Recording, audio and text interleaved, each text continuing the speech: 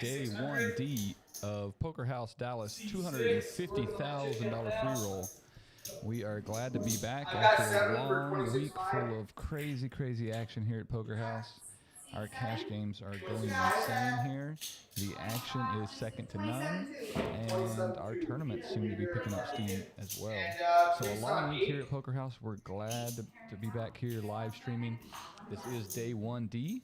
We have paused the clock just momentarily as we move the live stream table along. We spoke last week a little bit about this being a project for us. We just opened everything up out of the box. Mr. Anderson, all the way down here from Minnesota, has been helping us put this together. You will see now that we do not have tripods in the background. We have cleaned up our cameras. We've got them fixed mounted to the walls. Our microphone is now overhead. So we have definitely some positive changes here. We have some new lighting. Again, this is a work in progress. We want to keep tuning, so we might turn the light down a little bit. It looks like it's cooking them out there, but really trying to get the stream perfected. And the only way to do that is to run the stream. So day 1D, $250,000 free roll here at Poker House. We are verifying chip counts. We'll be right back with you for the action. There's no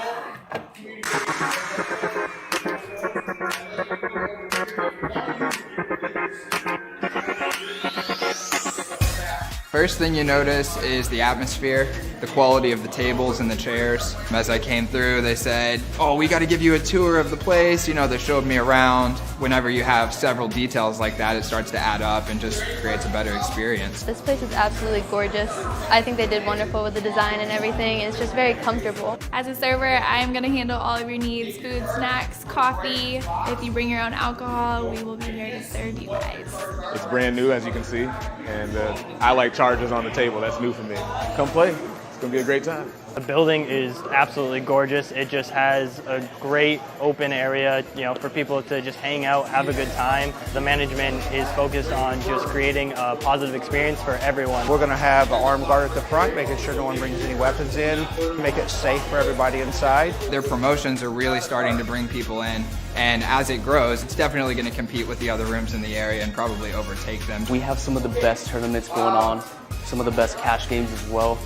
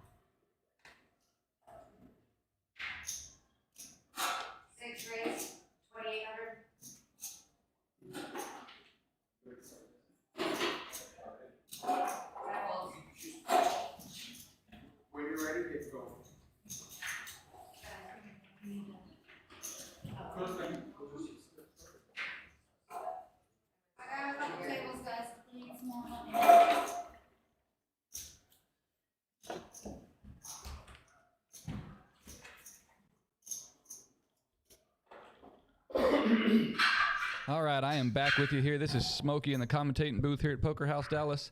I want to send everybody that's out there listening, watching at home, if you're near Plano Event Center, stop in and check out our booth we have at the Ticket Festival. The Ticket radio station is having a big event right now at the Plano Event Center. We have a very awesome booth set up.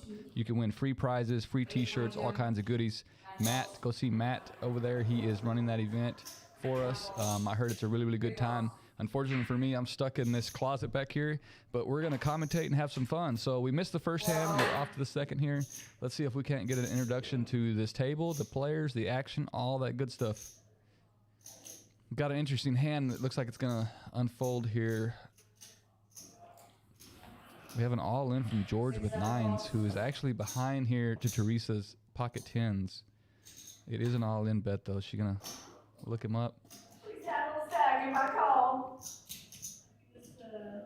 Sounded like she said call, but she actually folds, and she would have had him dead to rights.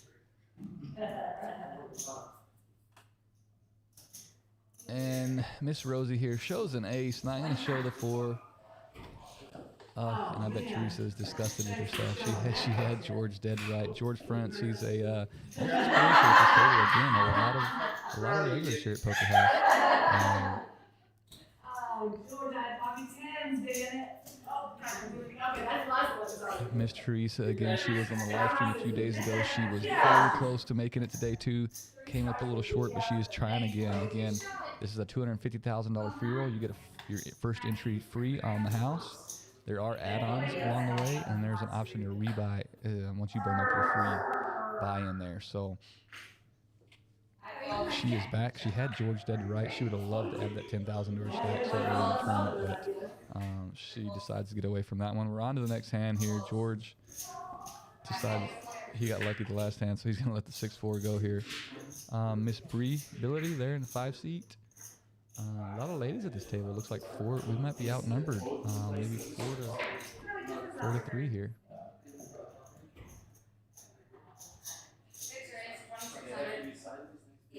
All right, looks like Miss McKell's going to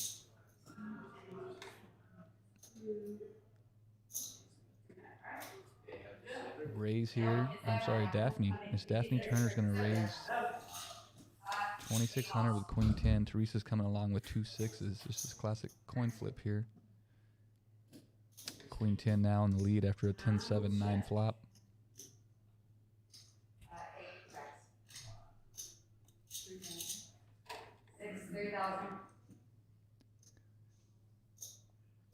Teresa decided to check the flop. It's a pretty wet, coordinated flop. I feel like she's got a call one time here. Obviously, I can see the cards, but just the position and stuff, I'd like to see her call and see what comes. Obviously, we know that she's beat here, but if you're just calling with pocket 6s to hit a set, that doesn't happen very often. But she decides to fold. Miss Daphne going to pick up a decent little pot.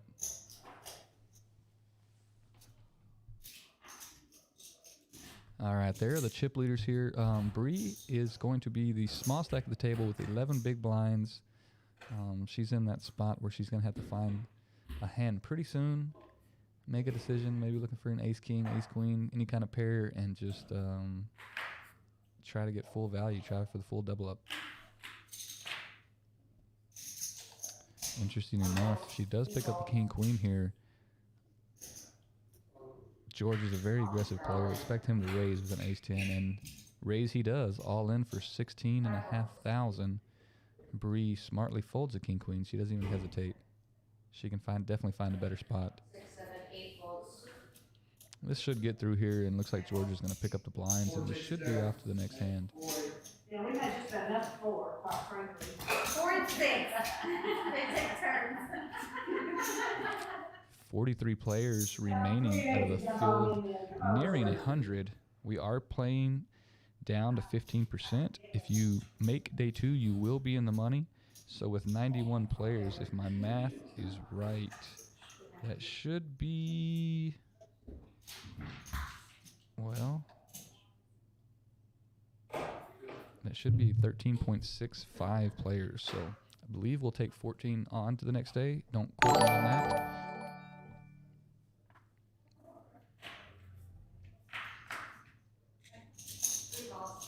Okay, for all you poker fans out there, we are now on Twitch, Facebook, and YouTube, and I believe Twitter. I believe we're tweeting here, and I better be quiet. Miss Teresa has picked a spot here with ace-jack. She has 10,000, a little over 10,000. Peter reshoves here. Ace-8 of diamonds. This is the button versus the big blind. And Rosie under the gun tried to limp with Choctaw nuts, and that's going to get out of the way. Peter's going to be in bad shape to Teresa's ace-jack. He's going to need to get lucky here. Let's see what happens.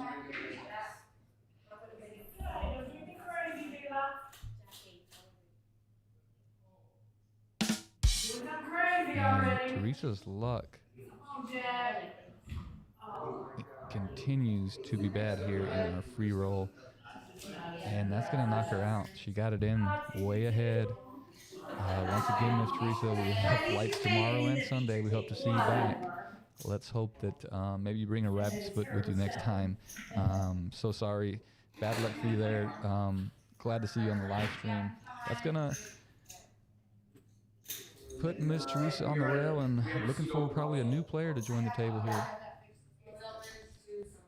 You're the big blind, okay? It's back here. And we're ready. Good luck, everyone. Hi. Taking everybody's chance.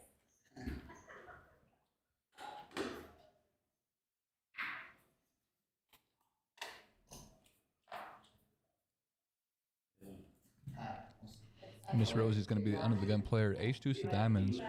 Let's see if she elects to limp in. She just limped in with jack deuce, so I would assume she limps in here.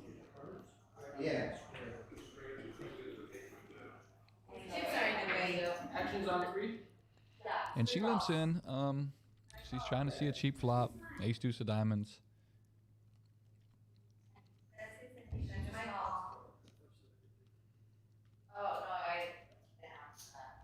Actions on 4. 4 faults, I calls, 6.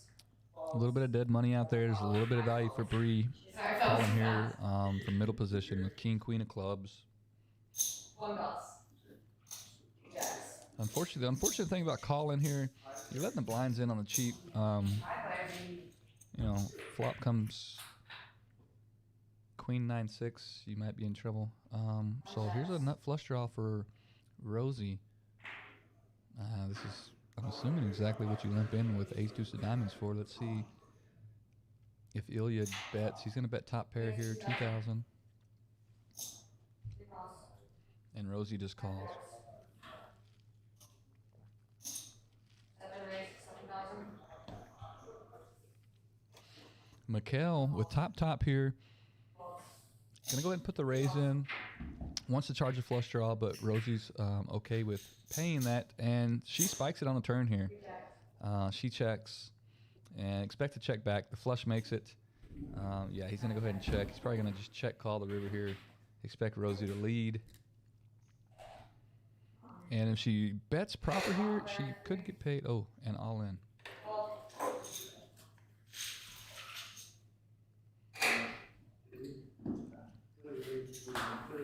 Would have liked to just seen a bet there. You got to extract chips from your opponent, and the only thing you're getting called there is maybe a king high or queen high flush. Would have liked to seen her extract a few more chips, but she wins the pot, limps in with ace jack, turns the nut flush. Life is good right now for Miss Rosie. She is going to be in the big blind, and it'll leave George under the gun here. So excited.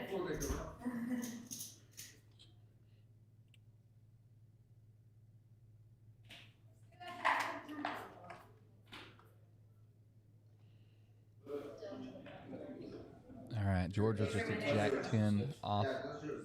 Not a strong position when you're under the gun.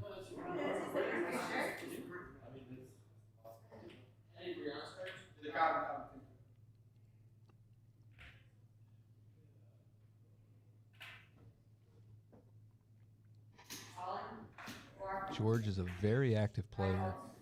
He decides to get it in here for 18,000. Our blinds are 4, 8, and 8. So he's got over 20 big blinds. And Iliad's probably going to look him up here. Iliad has a ton of chips.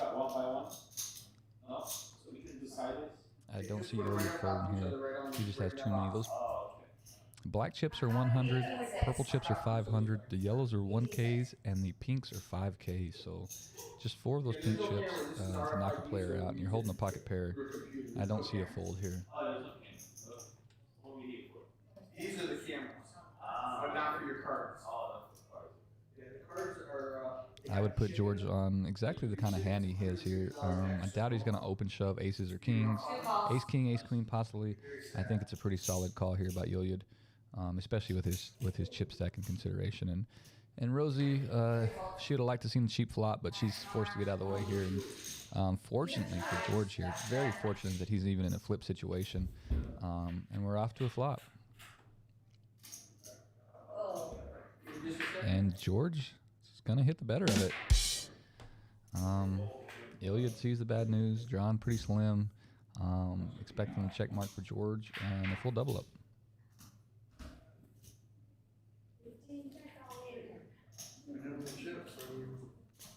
Iliad's having a good day, though. He's got a ton of chips. Looks like he has one of our cold brew coffees here. We have some ladies that make some amazing cold brew coffee here. They put all kinds of sweet stuff in it. We have some of the best staff members here.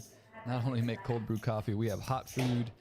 We are a BYOB establishment. You can bring your booze in. We will serve it to you. Have a great facility, a great staff. If you haven't been here at Poker House Dallas, you should come by and check us out. We are running a $250,000 free roll. Obviously, we're streaming that right now. You will get a free 5K starting stack for just being a member. You can walk through the door tomorrow, and you will get a free entry into this tournament. Oh, Bree here with Ace King. I bet she's going to get all of her chips here in the middle, and I am wrong. She's going to call. Maybe she's calling, looking for a raise, then pile it in. And if so, here's the opportunity, because Mr. McKill has pocket nines, and he is going to put in a raise. What's the action? Bree is a very tight player. She could put in, I believe that's, oh, and Iliad. I'm not sure what his cards are. He doesn't have them on the reader. Great spot for Bree to be in here, though, to look to. Oh, and she just calls. Oh, all in. Okay. Oh, Iliad gets the best hand to fold. So Iliad and Bree are going to go heads up here. Iliad does have a lot of chips. It's Ace King versus Ace Queen. Bree's in a very good spot here to get a full double up. Pocket nine's probably a little upset. Would have definitely had the best hand here, but off to a flop. 5-6-2, 5-6-10. 10 on the turn.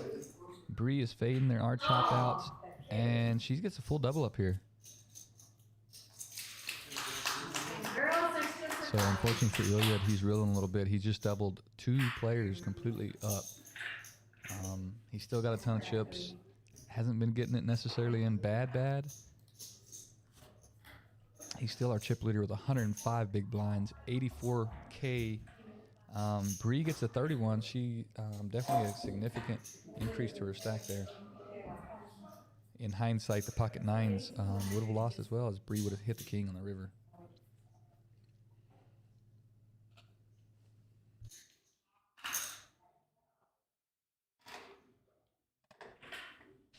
All right, Miss Daphne here under the gun with a queen nine of diamonds. Very tough hand to play under the gun, but she decides to raise with it. I like it.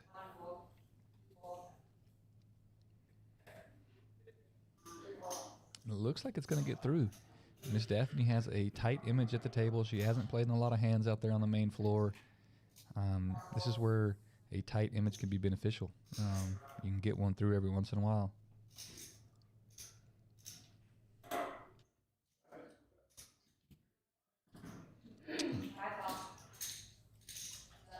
But the small blind decides to come along here with a queen 8. That gives Bree a little bit of value to get in behind in the big blind with 5-6. So we didn't get it through. We're going to go 3 ways to a flop. 5-6 going to be out in front here, flopping middle pair.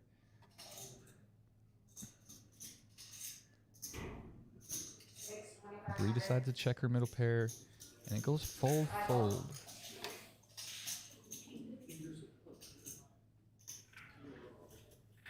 So obviously when you raise with queen 9 under the gun, you are going to be c-betting the flop 90% of the time. That's what Miss Daphne does there and picks down a pot. Would have liked to seen Bree call there.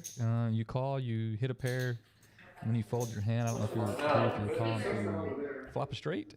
I can pick on her a little bit. She used to be a regular here at Poker House. She knows us very well, so I'm going to pick on her a little bit here. No, yeah, that's a camera battery. If you're calling to flop a straight, Bree, it don't happen very often.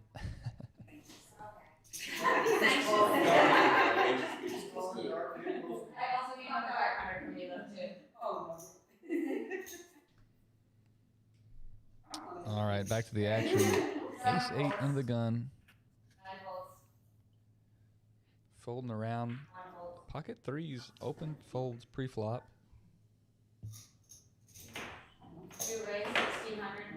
Iliad with the chip stacks. Going to lean on it a little bit here. He's in the hijack. Decides to raise with the 8-9 of clubs.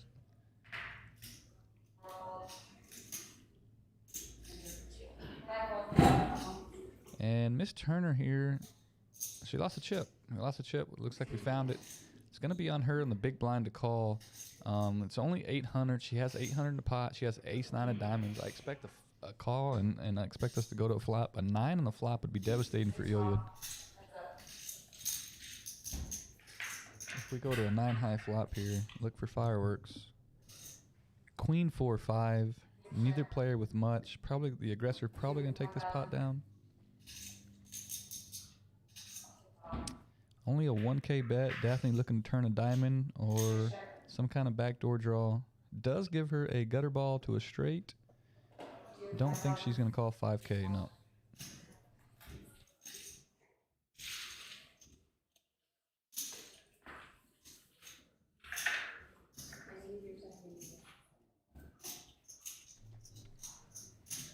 All right. Miss Rosie's in second place with 89 big blinds. Daphne, who was just on the screen, 75 big blinds. Jermaine Davis, 53. George up to 46 after getting the full double. So everybody's got enough chips here. We are at 4, 8, and 8. This is hand 11 of our live stream. We are at Poker House Dallas, which is off 35 and Regal Row right here in Dallas, Texas.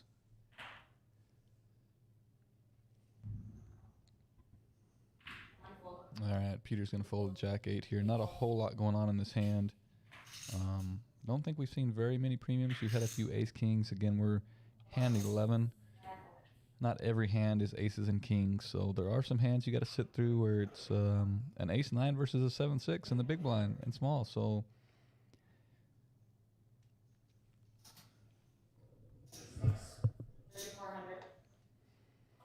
Miss Daphne decides to raise it to 3,400, and that's exactly what I would expect her to do in the small blind. You're facing one opponent.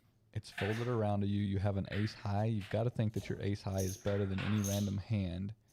There's one hand remaining. You've got to think your ace 9 is better than that hand. So you want to put the raise in there. See if you can pick the blinds up. If you go to a flop, you're out of position.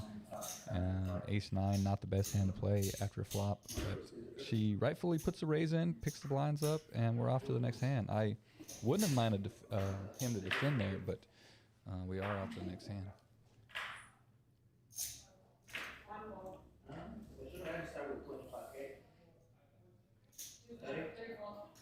Another hand with not a lot to see here. Players kind of laughing it up, having a good time here. Folds all the way around to the small blind again. Jack deuce this time.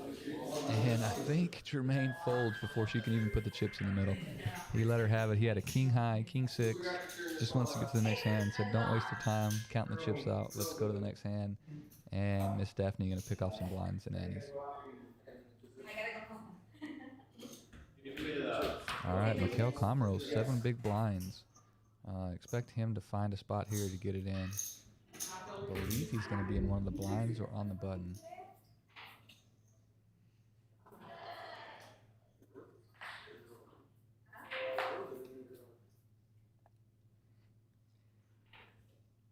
Mikhail was on the button there, and Iliad's going to open this under the gun with king queen.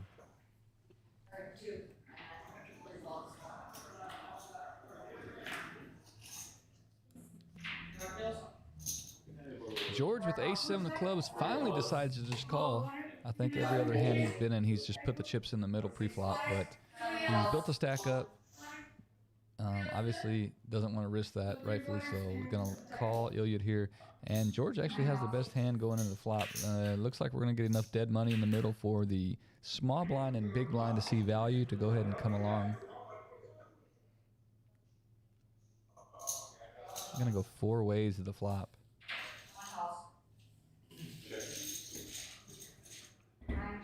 Nice little $7,000 pot here. Okay, Peter He's going to flop a flush draw. Iliad with top pair, king kicker. So, and Peter go ahead decides to lead here, which I like. He's going to disguise the strength of his hand.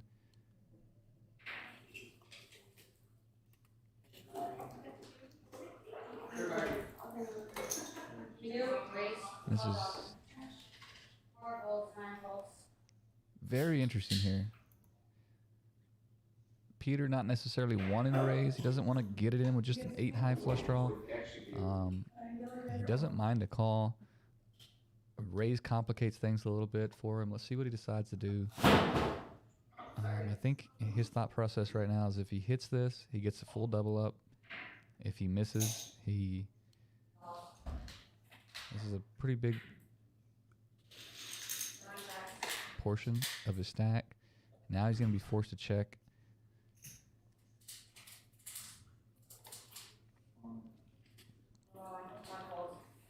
Yeah, and Iliad gets called on the flop.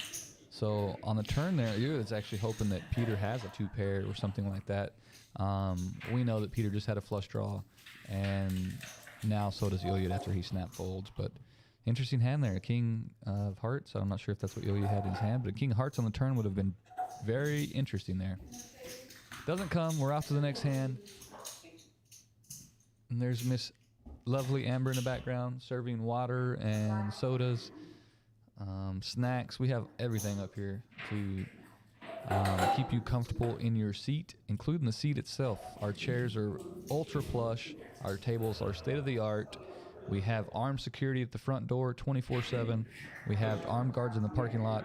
We have security on the inside of the building. We have high-stakes rooms. We have tournaments that go on weekly. If you name it, if you're looking for it in the poker room, I assure you Poker House Dallas has it, guys. Come check us out. Get your free entry into this tournament. This thing's been a blast, and it's starting to pick up. Right now, I'll tell you, we have like a 200 and probably after today, I would say like a 200 and I'm going to guesstimate $20,000 overlay in this thing. So a ton of value in these seats right now. If you've got knocked out, you can come re-enter. You can essentially come in the front door. If you've been knocked out, you can buy in for $300 and get your 10K. 200 plus the $100 add-on. Therefore, it's 300 to get the 10K and still do the mega add-on at the break. So just because you've gotten knocked out, there's still a ton of value to come buy into this thing for 300. If you do the mega add-on, it costs you 450. But again, you're looking at over $200,000 overlay. So tell your friends, tell your neighbors, get everybody out here. We're having a great time. Our room is full. If you don't want to play a tournament, right now is a great time to come play cash because the room is full and the chips are flying.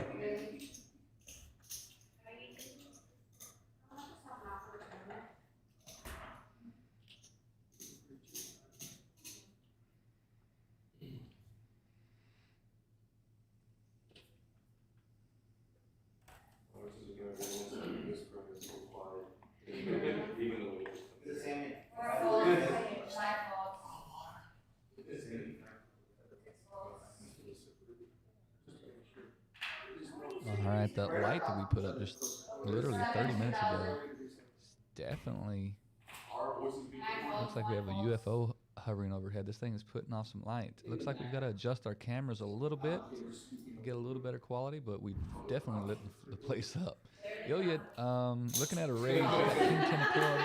We had a raise from the hijack, King Queen, and we got a King 10, Jack 10, and a King Queen. So let's see if we can get a big flop here and have some fireworks. 8, 8, 9. So we flop an open-ended here for Rosie and Mr. Comro here with a king high flush draw and 2 overs.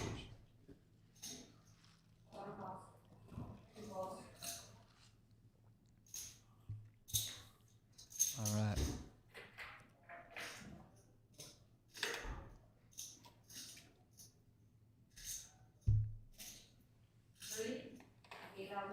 I missed the turn. We don't have a turn card out there. I don't know. Our graphic messed up. I think it's our first little slip up of the stream, so we're making progress. Whatever it was, Rosie decided to continue with her open-ended draw. It looked like a 9. We double paired the board. Great card for Rosie to bet because on a double paired board, you're never going to get a flush drawing. So great card for her to pick that up on the turn, and we are off to another hand. We got 41 players left. We're at 4, 8, and 8. It's 400 in the small blind, 800 in the big blind, and an $800 big blind ante.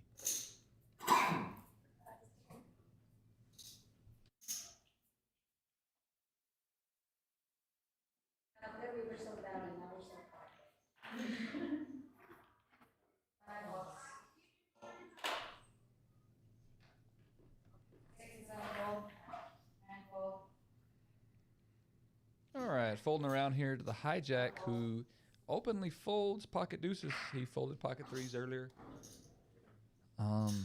Good fold here as Iliad pick up pocket sixes and raises from the button. Both players in the small and big have jack 7 offsuit, and neither one want to come along. So Iliad's going to pick up some blinds and antes.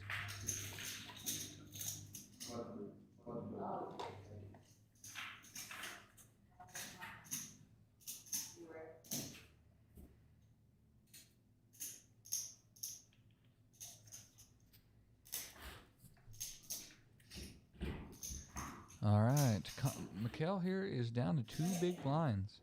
So we don't get a hand here. He's going to be forced to get it all in here pretty soon. So there he is in the blue. Not a lot of chips here. Being very patient though. It looks to me like it's more than 2 big blinds. I thought I saw a pink chip on top, but maybe we have that in wrong. We'll have to ask Eric.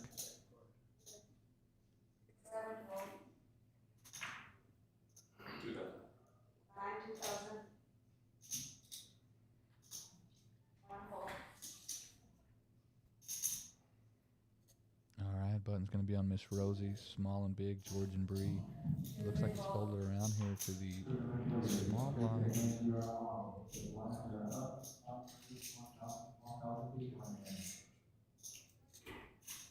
I apologize. We had a raise here. I don't know what's going on with my cards. I think this is maybe where Eric came to the back. A little hiccup here on our live stream, but we'll take it away from the top and let you guys know that we are off 35 in Regal Row in Dallas, Texas. Have cash games daily.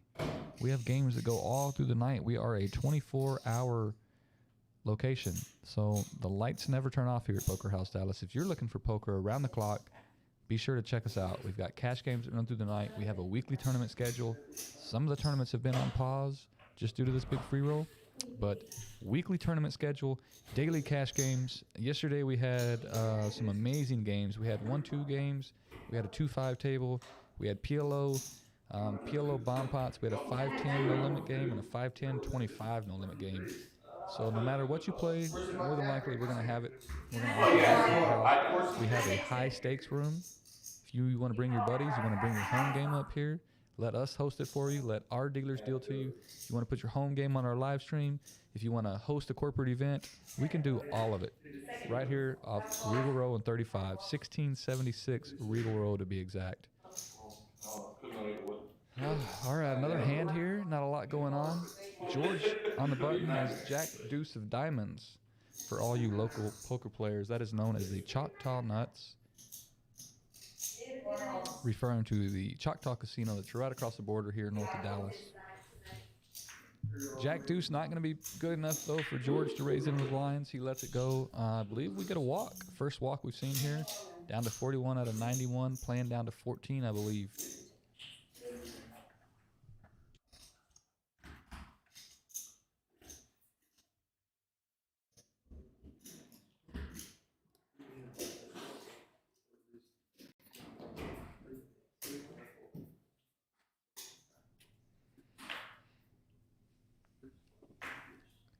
Jermaine going to fold an ace under the gun.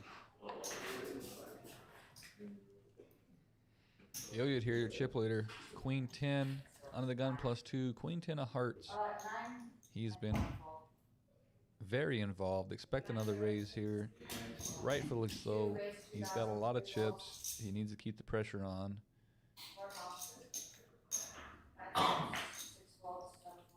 Oh, George is going to look him up under the cutoff with an ace-5 of hearts. George knows exactly what I was just talking about. Iliad has a big stack. He's not always going to have the best hand, but he does outflop George here.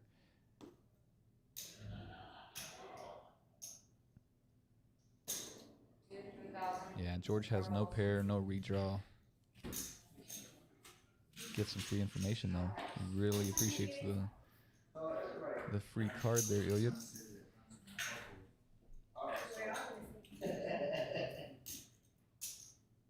Ilya, another one of our players here at Poker House Dallas. Just very sharp today. I guess he knew he was going to be on the live stream, but one of the greatest guys you can come across. Very friendly, always got a smile on his face here. Just seems like he's always happy to be in here. I don't blame him. If you've ever been here, this place is clean. The staff is very friendly. The atmosphere is electric, so it's hard not to have a smile on your face when you are here. Oh, here we go. Ilya with pocket eights.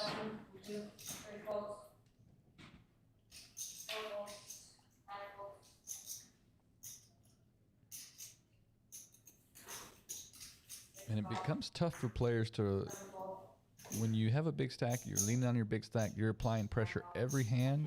Obviously, sometimes you're going to have a hand. Obviously, we know pocket eights isn't a monster, but it could easily be at pocket aces here. And because you're raising every hand,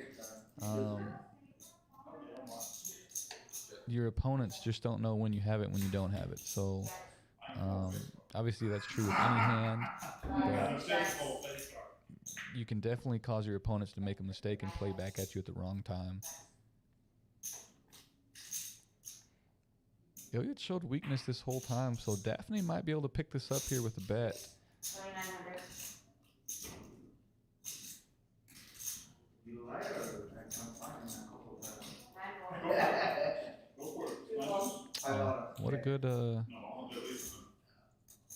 What a good play by Daphne there. I like it. She doesn't have a hand. She's got a gutter ball, but she just sensed the weakness and bets. All right, we're adjusting the chip stack here because it did show him to be all in, which he wasn't. So we must have had a typo there in the beginning, but it looks like Eric got that fixed, so it should be updated soon. And again, I'm back here all by my lonesome in the live stream booth. It gets a little boring. It gets hard to talk when you're by yourself.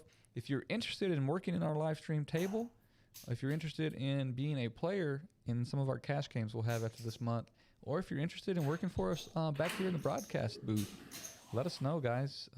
Send us a message here on Facebook, Instagram, any of our platforms, or email us at info@thepokerhouse.com.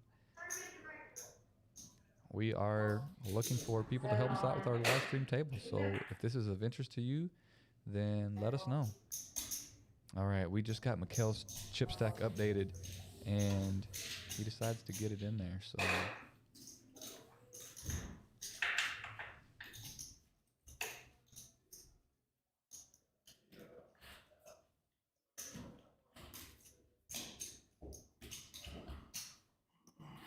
blinds are now up. 500, 1,000, and a $1,000 big blind ante. 2,500 in the pot before you ever receive your cards.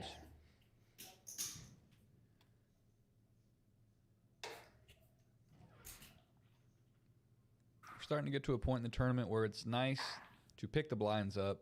So you will see players, typically you will see players be a little more adamant to raising, to try to pick the blinds up, to steal the blinds, if you will. 2,500 can go a long ways. I mean, if you have 25K right here, this is 10% of your stack. If you can just get one through occasionally. Here comes Jermaine. We don't know what he has, but we know Ilya in the big blind has ace-king with all those chips. He's just raised the last several hands in a row. This is, again, where it becomes very hard to play against a player like Ilya, especially when he has a big stack. Yeah, we can't see Jermaine's cards, but if Jermaine's sitting here with an ace-queen, ace-jack, he probably ships it in. And we don't know what he had there. He decided to fold, but anytime a big stack plays back at you, it's hard to put him on a hand. You just don't want to believe it. Jermaine does here. We don't know what he had. He could have just had rubbish, but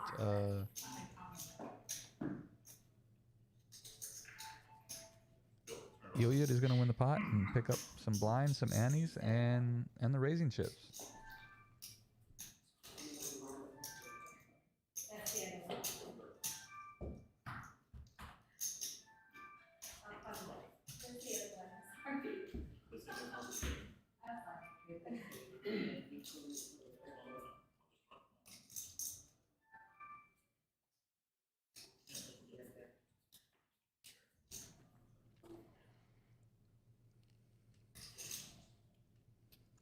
Oh no.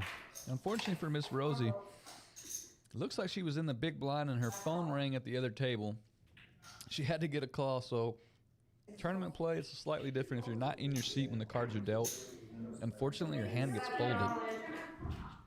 Seven's all in. Yeah, 9 folds, 1 folds. You say 9 folds? Yeah. Okay. 9, 1, and 2. Ace 10 here. Nicole's going to get it in with Ace 10. It's going to get called by Bree with Queen 4 of hearts. I don't know if this is her favorite hand or... I mean, she's live here, but... 9-7 deuce. Not a lot going on here. 8 of hearts, so... Gonna need a queen or a 4, and it's a 3. Didn't see Bree's chip stack. I'm not sure if she's out of the tournament here.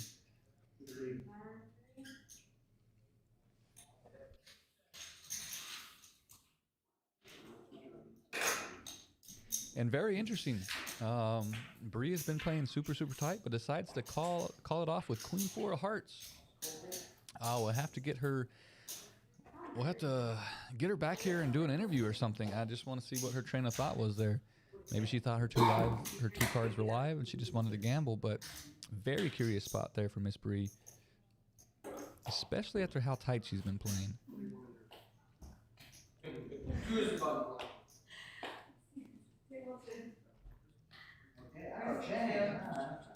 All right, I don't know what's going on over here. We got George and Ilya playing patty cakes. Bree looking down at a 5-3 of hearts. She still has 12,000, so she's got 12 big blinds. And she rips it all in. Okay, so Bree's getting it all in here now with a 5-3 of hearts. Just called it off with Queen 4 of hearts. She must be having an appointment here. She's going to get looked up by Daphne, and more than likely she'll make that appointment on time. This is not going to go well for Bree.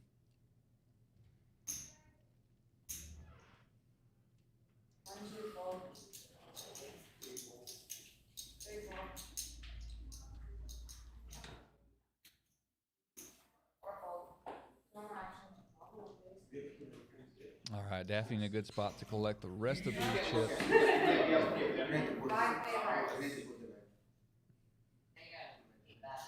Bree's going to need some help here. A couple of hearts. She got one to go to straight draw. Maybe 2 pair. What do we got in store?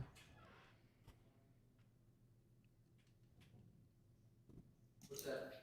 5 of spades? Yeah, 5 spades. 10 of diamonds, 9 of diamonds? I believe they said it's a 5, 9, 10 flop. So Bree flops a pair here. 3 or a 5. Non-diamond now. After the diamond on the turn, let's see. Oh, a 9 of clubs. Unfortunately for Bree. All right, Bree. Sorry you had to get the sad trombone as you'll be exiting. We'll be seeing you soon. Thank you for participating in the $250,000 free roll right here at Poker House. Those of you watching, come get your free entry. We're having a flight tomorrow at noon. Hope to see Bree back in that flight, or Sunday at noon if you don't make Saturdays. And then again, Wednesday and Thursday of this next week will be day 1s as well. Day 2 will be Friday and Saturday. Day 3 on Sunday.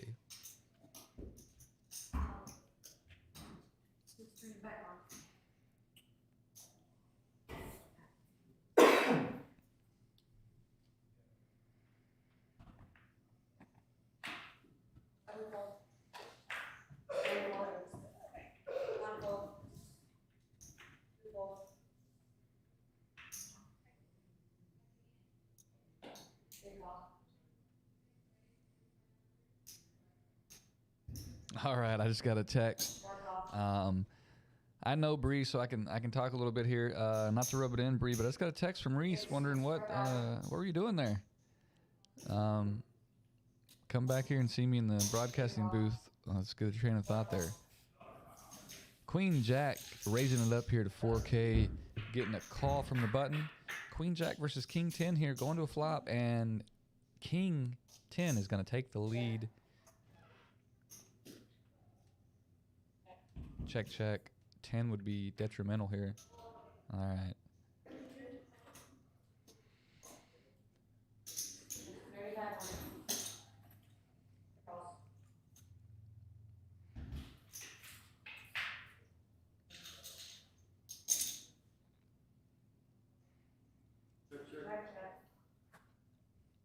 Daphne tried to bet the turn with the gutter ball. Looking, smelt the weakness, tried to pick it up. Unfortunately, it didn't work. Rosie called her with the middle pair. And Rosie's going to pick up a decent little pot here. We're down to 38 players remaining. We're going to play down to 14. 91 total entrants for the day. Registration is closed for the day, but it opens up again tomorrow at 11 a.m. as our day 1E will begin at noon tomorrow.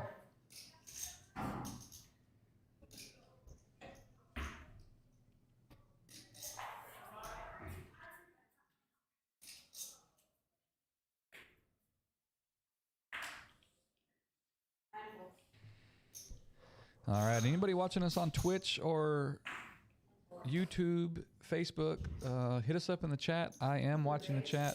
Actually, I don't have Facebook pulled up. I'm going to pull it up right now so I can see what's going on, see if there's any comments, suggestions, and I would love to hear from you guys.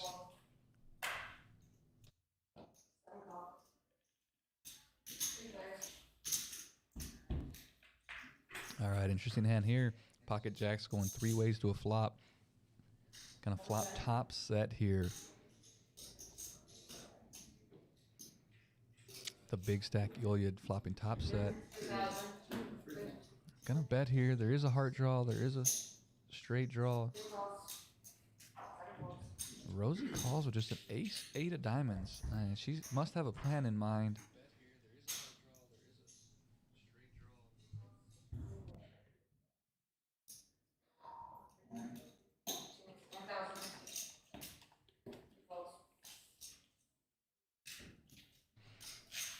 All right, I think she just floated the flop. She had position. She was hoping he would check the turn, and then maybe take the pot away from him. But we could see back here that he was very strong, and he continues the turn and picks down a hand. He extends his lead now. He's in first place by a mile. 117 big blinds, 118,000 in chips. Second place has just over 80,000. So Ilya's going to continue to apply pressure here. I wouldn't expect anything less. And rightfully so, it's working out for him. He did double 2 players up early. He doubled up Miss Bree, who is no longer with us, and he doubled up George. But now he's starting to pick these blinds off, starting to connect a little bit with the flop. Got his sharp-looking coat on there, his hair fixed up. He knew he was going to be on TV today. George is going to rip it in here with 10-7 of hearts in the cutoff.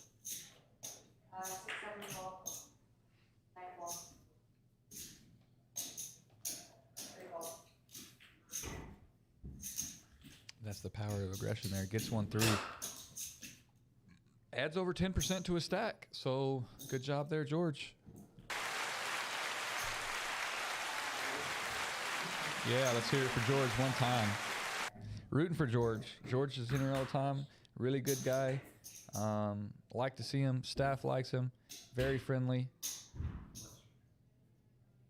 Hard to root against anybody at this table. Most everybody here we're familiar with. Everybody's a regular, so don't want to just root for one person. But not everybody can make the money on day 1D. Some of you guys are going to have to come back and play day 1E and make the money that day. Let's all make the money. Let's all be happy. We are off to a couple of big hands here. It's got a pair for Miss Daphne. Pocket 4s. She's going to raise to 3,500. You're going to get an immediate shove from the button. And now Peter with ace-king, he's not going to go anywhere. Everybody in this hand is less than 20K outside of Daphne. Now, she has a pair. She can knock out 2 players. And I don't know if that's what the player in seat 9 was just trying to point out. I'm not sure what that was there. But obviously, Miss Daphne has to make her own decision here. She does have a pair. She decides to fold. She's not going to like it after they flip the cards up. She would have had a chance to knock out 2 players. But let's see. She could have made a good decision. You would have done.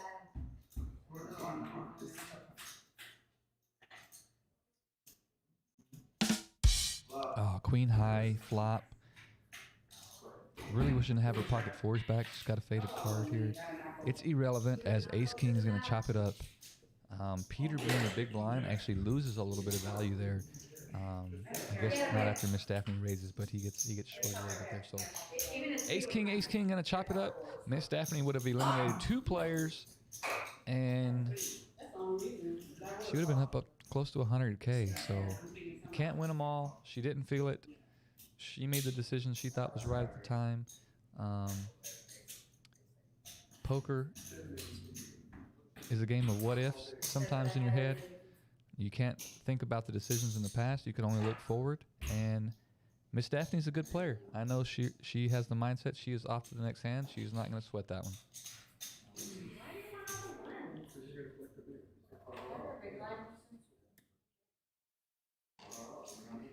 Why did the break change? What's that? Like when we first sat down, it was 29 minutes to break. Now it's an hour and 40. Change that? 6 fold. I don't know. Hold on. What's going on? 4? 4 fold, 6 fold, 7 fold. Alright, Jermaine on the button. First sat down, it's 29 minutes. Ace queen. Only has 1 limper in here. Ace 9 of the gun. And then not much going on in the blind. So I would expect the button here to raise with ace queen. 1 fold. It's gonna make it 3K and get snap called out of the big blind, and Rosie that limps in.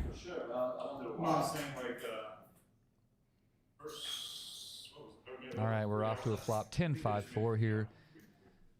Miss Rosie's middle pair is actually the best hand right now. I think that makes sense. Go 6-6, right? Yeah. Yes, you're not doing every 6 levels. 3,000. You might have had it adjusted for Hey, and 9. I'm sorry, Yo-Yo's hand is the best hand. That's what it is. 6 every 6 levels, I guess.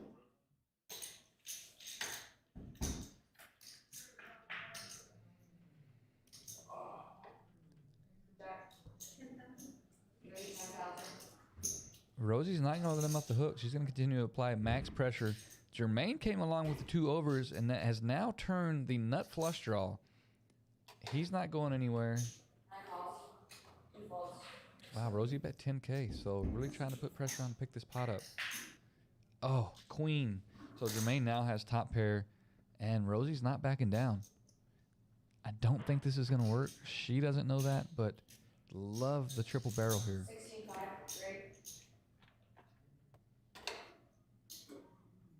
Yeah, this is most of Jermaine's chips. I don't see how he gets away. There's 56,000 in the pot.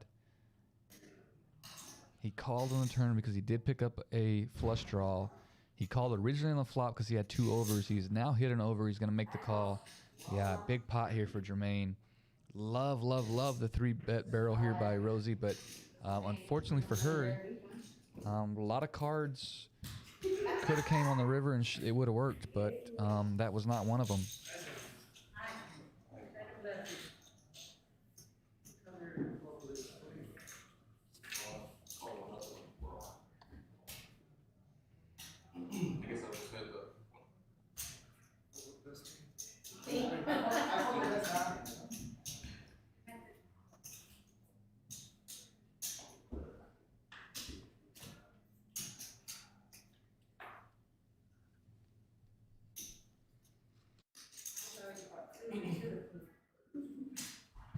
I said it once, I'm going to say it again. I love the play by Rosie there. It's mad respect. It's very hard to fire 3 bullets, and she did it without hesitation. It didn't work out, but gotta love the try. Miss Daphne here, gonna look down at 2 8s, good enough for a raise. 6 raise, 3,500. 35? Yeah, 5 raise. Yeah, I got it. Ace Jack on the button here.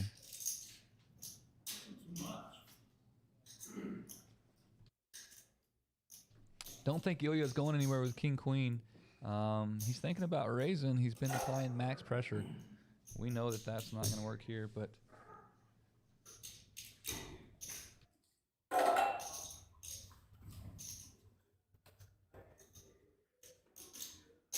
Re-raise 65, 30 volts.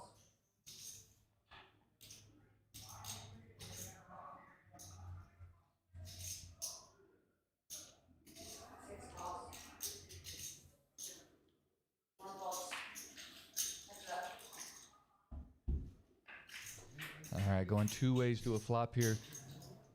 King, queen, eights, and Daphne flops bottom set here. Ilya's gonna check. I would love to see a check here. Yeah, let's see if the 9 of clubs is gonna peel the turn. Oh, and Daphne can't induce a bet here. Board is getting very coordinated here, so she's going to decide to bet. Flush draw presents itself on the turn. Don't want to give out too many free cards here. Straight gets there. Flush draw. She's got a bet. Probably the worst card in the deck that could have came for her on the turn, to be honest. But he didn't have it, and she picks it up. Outside of the 10. I guess the 10 makes him a straight, but in her mind, I'm talking in her mind, that's the worst card. Straight gets there, flush draw gets there. You flop bottom set, but you still want to win the hand. All right, off to the next hand. We are at 5-1-1. Again, 2,500 in the pot before anybody ever gets any chips. It looks like we may have a new player coming in. Let's see who this is. See what kind of dynamic. 2 new players, so we must have busted a table out. Getting closer and closer to that final 14 that we'll be moving on to day 2.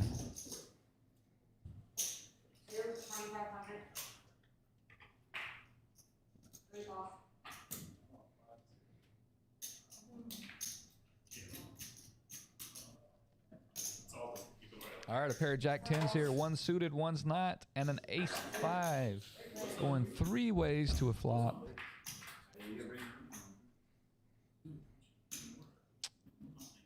Both jack 10s flopping middle pair. Ilya rounding out with bottom pair, ace kicker. It looks like he's going to bet their hand for them. Rosie isn't going to go anywhere. We know that.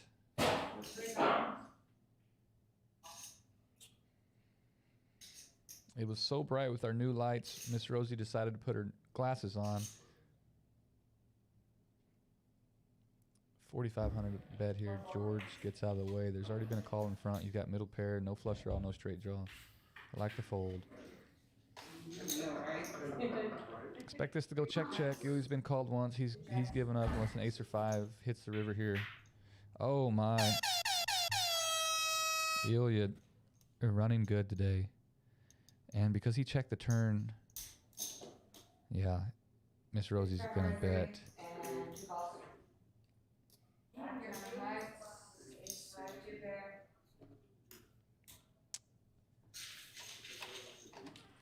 Yeah, so Ilya checks the turn and bad river card. Rosie just not on the right side of Lady Luck today. New dealer coming in. Ilya out to a commanding lead, up to 110 big blinds as we get Scott in the box. Scott, another premier dealer here at Poker House Dallas. All right, looks like the new players have brought some stacks to the table.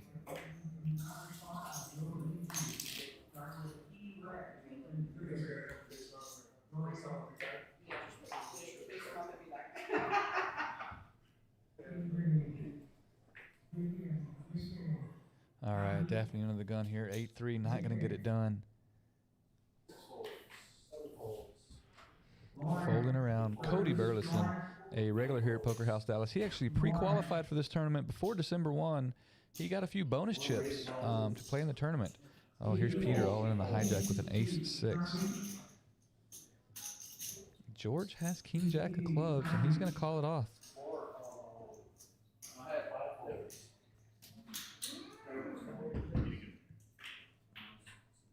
we're going to a flop two ways here. King Jack of clubs versus an ace 6 offsuit. 7-3-3, ace still out in front. George is going to need to pick up a king or jack. The turn doesn't help. 3 on the river. Ace is going to take it here. George asking for the count. Not the result he had in mind.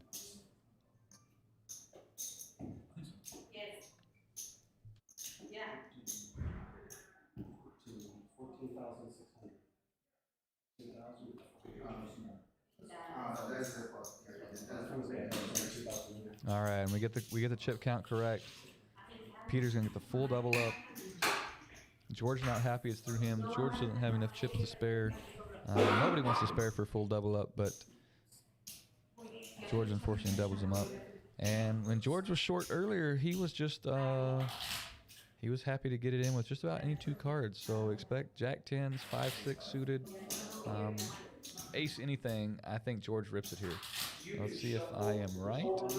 But from what I've seen in the past and on this stream earlier, I expect George to just go for it. He wants to double up here, get his chips back, or move on and play cash. All right, back to the board here.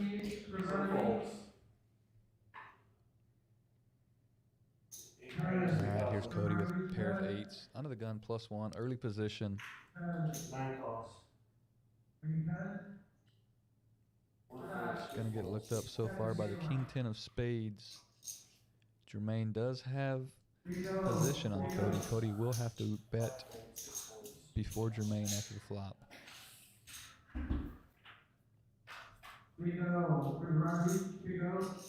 Ace, jack, deuce.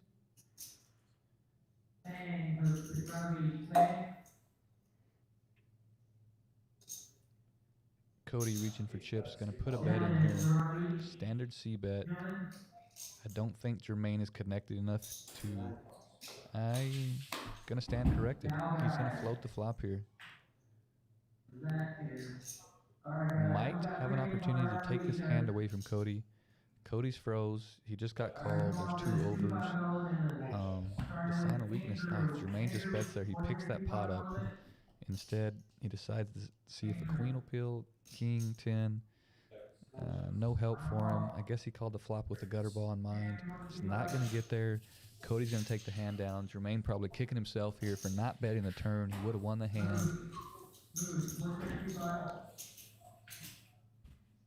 Very interesting there. Two really good players battling it out. George now down to 10 big blinds.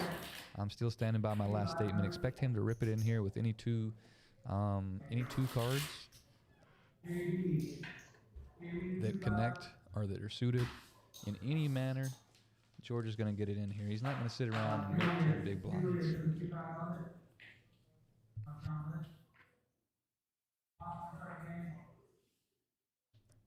All right, 9-3 is not going to be good enough for George. He's not going to rip it here. I expect Rosie in the hijack to raise it up. She does. 3K is going to be the bet. The yellows are 1K chips. The purples are 500s. I guess I should have started it earlier. The purples are 500s, the yellows are 1K, and the pinks are 5,000. Hijack going to pick up the blinds and the antes with the king jack.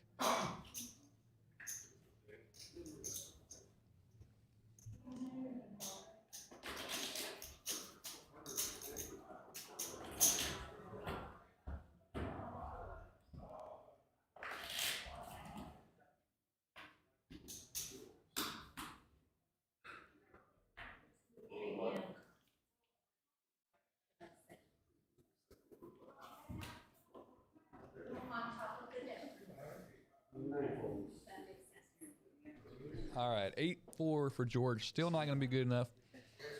I'm going to see if I can predict the hand that he gets it in with here. It's not going to be 8-4. A couple big hands here, the small and the big blind.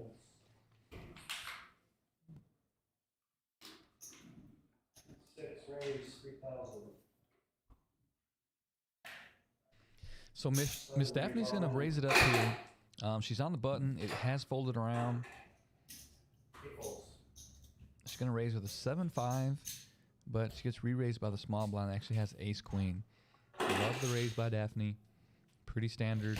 Folds around. A lot of players with any 2 cards are going to try to pick up the blinds and the antes. She tries, but unfortunately the small blind does have a hand here. He does have ace-queen, so you know, just because you raise on the button doesn't mean you're going to pick the blinds and antes up. And it doesn't work out for her here, but I assure you the next time she has that same opportunity, she's going to go for it again.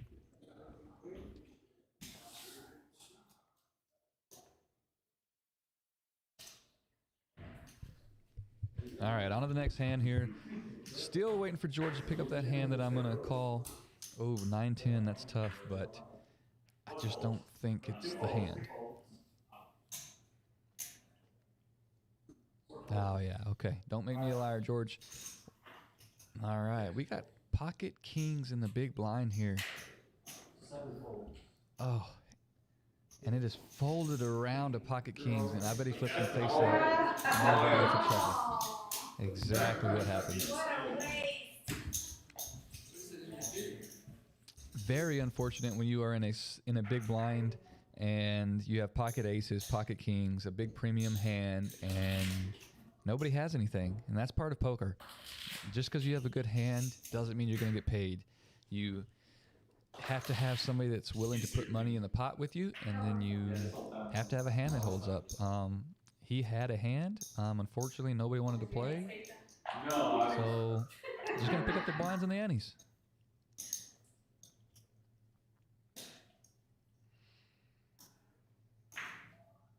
All right, not a lot going on in here. George 7-4, not going to do it. I know he's getting impatient, but not good enough. All right, Daphne here in later position in the hijack. Just going to get away from it. But the button here has ace-9, expect a raise. Again, we just talked about this. A little more than what the other players have been doing. Actually, our blinds have gone up now. We're at 6, 12, and 12. So he's going to make it 3,500, so actually a very standard bet there. And this time, the button raises, and the small blind and big blind do not have anything to defend with. So this is what Daphne tried 2 hands ago. Unfortunately for her, the small blind had ace-queen, came over the top. In this particular situation, the small blind and big blind didn't have anything. So Mr. Turner there was able to pick up the blinds, the antes, and add over 5K to 3K to his stack. So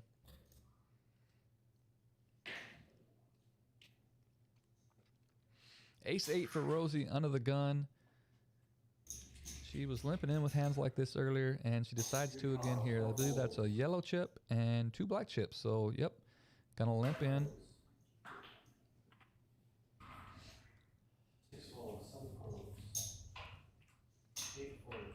Action's folding around. We're here on the button. 9 raises 3,500. Jermaine decides to raise. 3,500 is now the bet. 1 calls. Peter's going to defend the small blind. I find this curious a little bit. I've seen him open, fold, deuces and threes. I guess he's invested a little bit. There's going to be a lot of money in this pot. He knows that. If he can flop a 6 here, in his mind, he's looking for a 6. Same with Iliad. Iliad in the big blind, a lot of money in the pot. He's going to call 2,300. He's also got a very big stack. 10, 3, 9. No help for anybody. King. It's going to give Jermaine the original razor top pair here. Expect him to bet on the button. Oh, he checked. We're off to a river. It's the 8 of hearts. Unfortunately for Rosie, hopefully that doesn't get her in trouble here. Jermaine isn't going to fold the king. Yeah, she's going to bet 3. She's going to get looked up by Jermaine.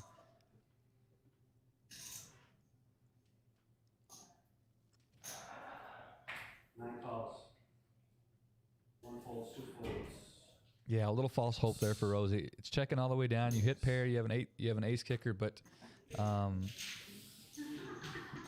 Jermaine checking the turn, inducing a bet from Rosie. Going to extrapolate some chips from her. So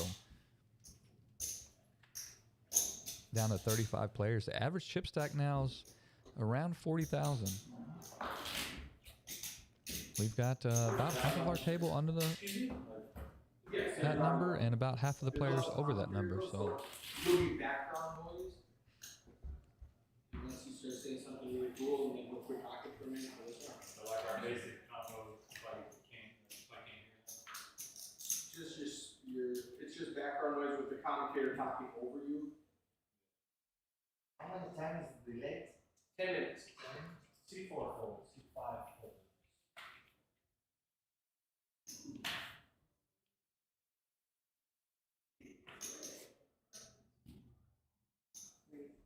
Six raises. All right, what's Miss Daphne doing here? She's got an 8-9 of clubs in the early position. She's gonna raise. I like this. She's changing her play up. If you sit there and you just raise with ace king and aces and kings all the time, very easy to catch on to a player like that. Wasn't Peter, unfortunately, picking up pocket eights. He's gonna raise here, take this pot down. Daphne tried. I like the effort, Daphne.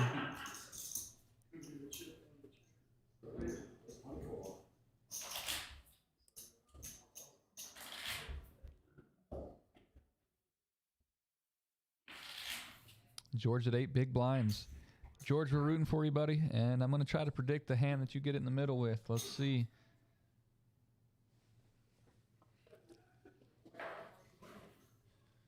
George is in the big blind here, so remember, he's got 2,400 in this pot. He started the hand with a little over 10,000.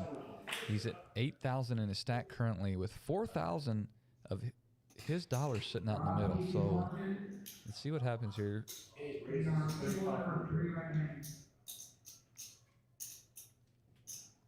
So Cody in middle position is going to raise and then get immediately called by the hijack. This is going to factor into George's decision in the big blind. It's 3,500. He's going to rip it in. Did not know what he was going to do. I wasn't expecting that, but he sees all the dead money. He sees this as an opportunity. He realizes he's going to have to get lucky. He doesn't think his queen deuce is the best hand, but he's hoping for 2 live cards, isolate on one player, and 60-40. Maybe he gets a full triple up here, especially with all that dead money in the hand. I like the play, George. I do.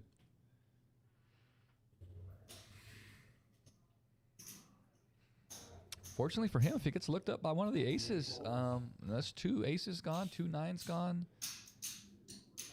Oh, if he picks this up. All right, it's going to be over to Peter. Okay, Peter's going to look him up with ace-9. He thought he was going to get it through. Finally got a call. And I assure you, George doesn't mind the position he's in. He knew if he got called, if he had 2 live cards, again, it's 60-40. He is okay with that. Deuce 7-4. George is going to flop a pair here. Uh-oh. There's counterfeit options for Peter here. There's an ace, 9, 4, not the 3 of clubs. George is going to get the full double up here with the queen deuce.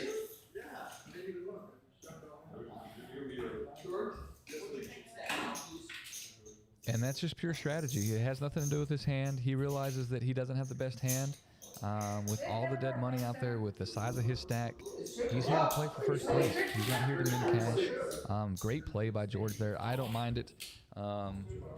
Hit me up in the comments if you think I'm wrong, but love George's play there. I think it's it's the right move. Obviously, it's easy to say that it worked out for him, but even if he loses the hand here, I don't mind it. He almost got it completely all the way through. He did get looked up, and then he won the hand. Don't mind the move there at all, especially with his aggression, the aggression he's shown earlier. If you're going to play that way, you're going to live by the sword, you're going to die by the sword. So let me know. Hit me up in the comments. Let's talk in the comments. I'm watching the comments. I don't have anything over here on my Twitch stream or my Facebook, so hit me up. Let's talk about the hand.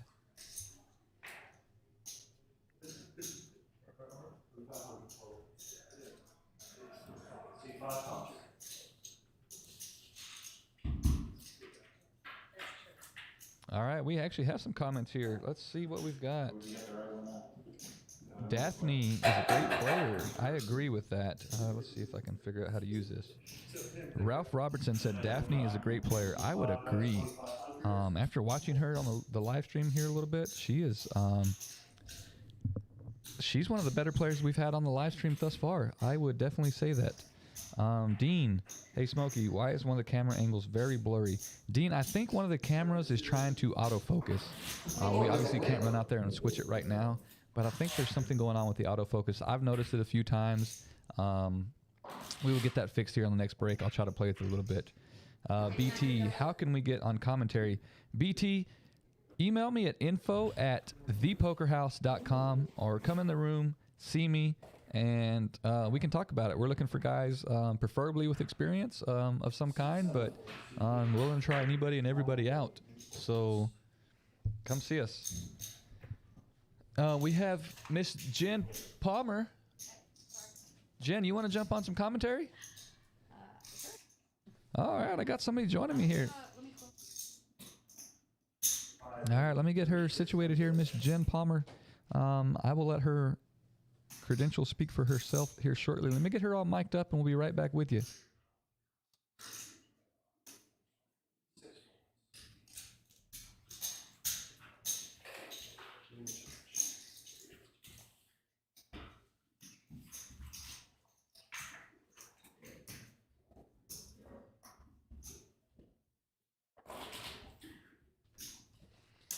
All right, thank you for joining me, Miss Palmer. Thanks for having me. Yeah, it's a little boring back here in this little closet.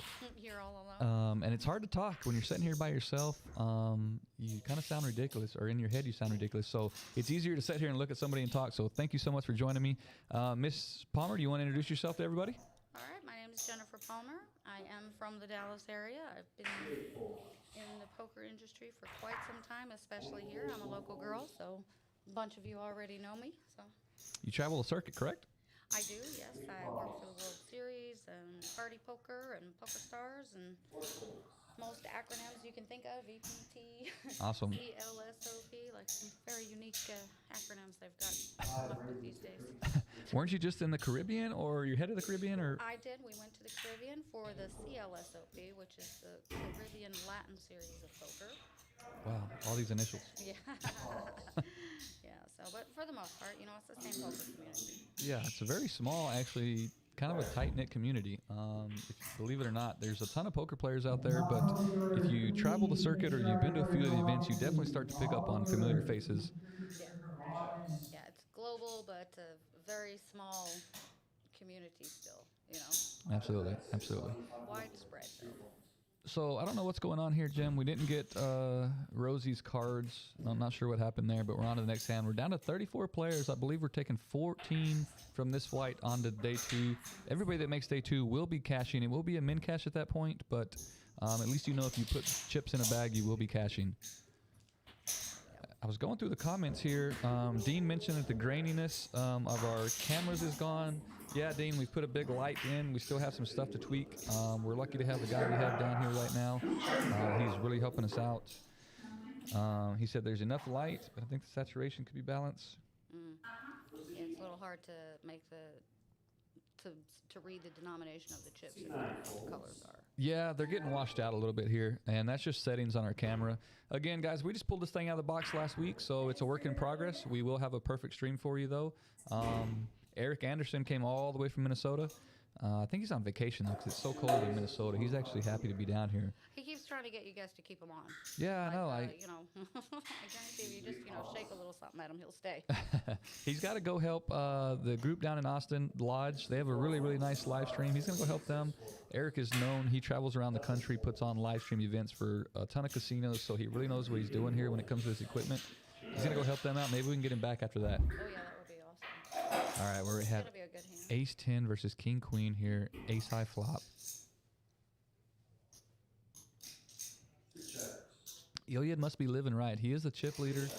He's starting to connect on just about every flop here. I like the check. He's waiting for his opponent to catch up a little bit. Unfortunately here, Rosie's not going to catch up, but she's going to float him. Very interesting. Maybe has he been aggressive? He has, but he has been turning over the winner here as of late. And if he checks here, he could entice a big bet. He doesn't know that. I think he bets and Rosie gets away from it here. He bets 10,000.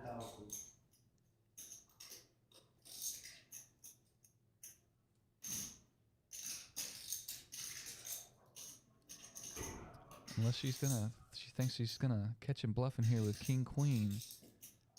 She's thinking about a hero call. He came to the table with a bunch of chips as well, right? Yeah, he had a big stack when he came to the table, but he's definitely extended that here. No, I hope she gets away from it. Yeah, fortunately for her, a king or a queen didn't peel on the river because she obviously definitely calls it off there. And you can tell by the chip stack there, she's getting short.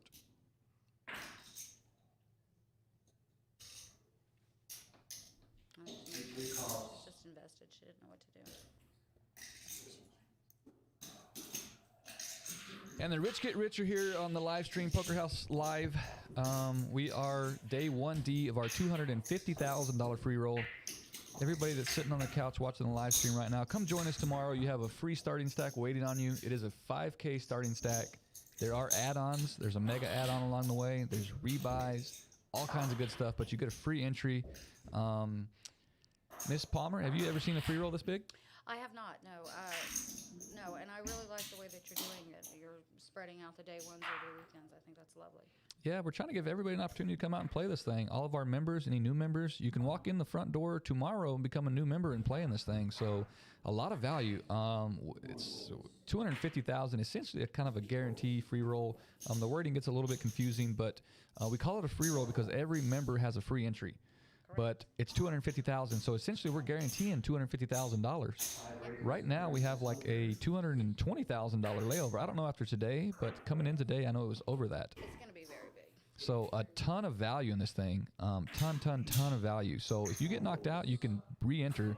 Essentially for $300, you get a free 10. I'm sorry, not a free, but you get a 10K starting stack if you were to get busted out. But even at a $300 buy-in, you're looking at a $220,000 layover. So ton of value. Come play in this thing. We'll be starting tomorrow at noon and Sunday at noon. So how many more day ones are there? Let's see. So tomorrow, Saturday, Sunday of this weekend, and then we come back. We do Wednesday, Thursday. Day twos are supposed to start Friday and Saturday. I know the team here at Poker House was looking at possibly not needing a day two. If they don't need, I'm sorry, not needing 2 day twos. Okay. Not needing 2 day twos. If they don't need 2 day twos, possibly turning Friday into another day one, giving everybody just that last chance, that last opportunity to get in. But the plan is right now to have Friday and Saturday of next week day twos, and wrapping up on Sunday day 3. So we'll see. But we only have 40 people that have made it onto day 2 right now. So, you know, if we only have less than 100 players, we'll do 1 day 2. I think it'll pick up, though. I think this weekend you're going to get a bunch more players, especially since the word's getting around and it's such good value. I don't know why we wouldn't. Yeah, we'll see what happens. Maybe we get a last-minute surge here, and maybe we get over 250. But we've got an interesting hand developing here. We had a raise in the cutoff with ace-8, the button call with king-queen, and now Peter in the big blind is going to rip it in with the best hand, ace-queen. Oh, he got a call. Yeah, he did. And Cody's in trouble here. He's way behind. Yeah, snap call. Peter loves it. Hoping to fade the lead. I think Eric tricked us there. I don't think we got a call. I think Eric hit the wrong button. It was a fold. Peter's going to pick up the blinds, the addings, and all the dead money. Yeah, wouldn't expect. I mean, that would have been a snap call with king queen. Yeah, he would have been in trouble. But Miss Rosie here, our short stack, she's down to 6 big blinds. She's looking for probably any decent ace, maybe some suited connectors. She's got to find a spot here to get it in, look for a full double. Thank you for the Gatorade, by the way. Miss Jen brought me a Gatorade. She was sweet enough to bring me a Gatorade. She didn't know what she was signing up for, though. I pulled her into the stream. I'm just upset. Oh, well, if you need to go get it, go ahead. I can mute you here. Do you want to get muted? All right. Yeah, she needs to go grab a refreshment.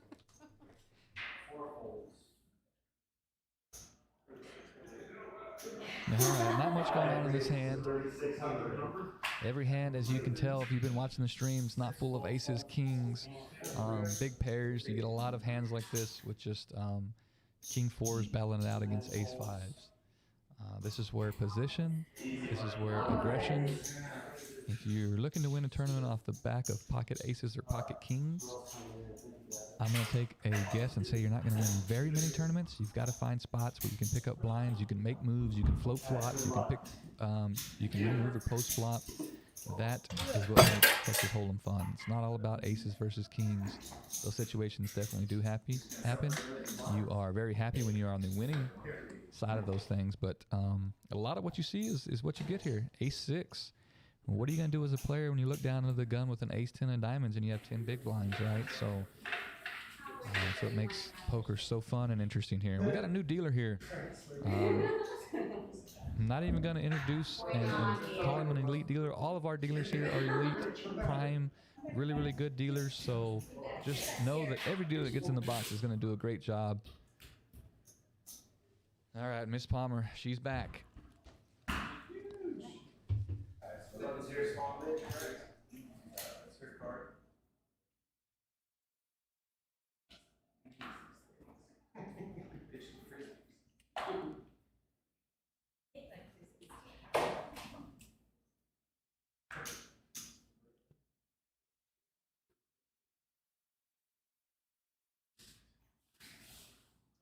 Four folds. Oh yeah, four folds, five folds, six folds. Seven, all in. Eight folds. Nine folds.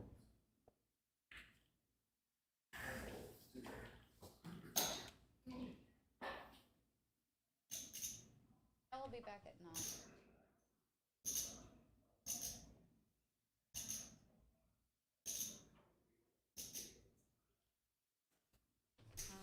So we did have a blind raise, I don't know if you noticed. A blind raise? At some point you said. Oh, okay. We're at 8, 16, and 16. I thought you meant somebody raised without looking at their cards. Oh, no. I was getting excited. I thought we were playing some poker. I just heard when I was out there that somebody had, that the blinds had went up or something. Well, so it gets a little confusing back here. It's like being in a DeLorean. Yeah. They're 10 minutes ahead of us. We're 10 minutes in the past. So when you walk out there, it's... All right, so I was just kidding. It's like Back to the Future back here, but you'll get used to it. We are on hand number 48 of this live stream. I expect that our next break, we will get a new table, a whole new table. We'll put this one back on the main floor. We'll give everybody else an opportunity to be randomly selected to come back here on the stream. Excuse me. I don't know how far into the future that is, but when that happens, you honestly know we will stop this live stream. We will start a new stream. The reason we do that is so that the players that are playing currently don't have to sit around and watch 5 hours to figure out where they're on live stream. They can go exactly. We have it posted. You know, this is level 7 through 9. They know they were on the live stream level 7 through 9. They can go watch that. So.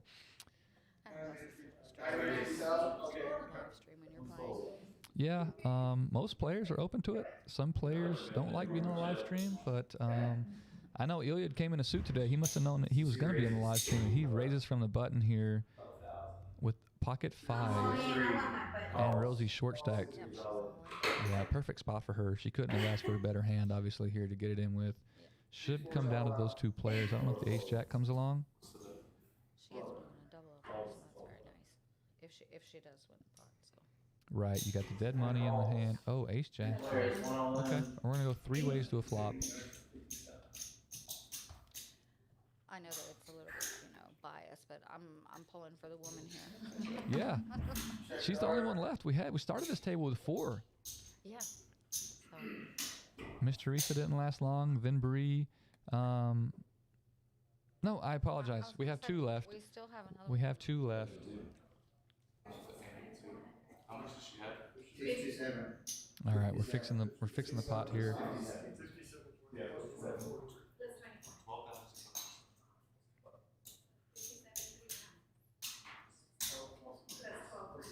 No, that's 20. Yeah, Miss Daphne there. She's in the 6th seat. She's the other lady that's still with us. I'm rooting for her. She's really, really good. She has put some moves on. I'm very excited about her. She's starting to get a big stack accumulated here. Yeah, right.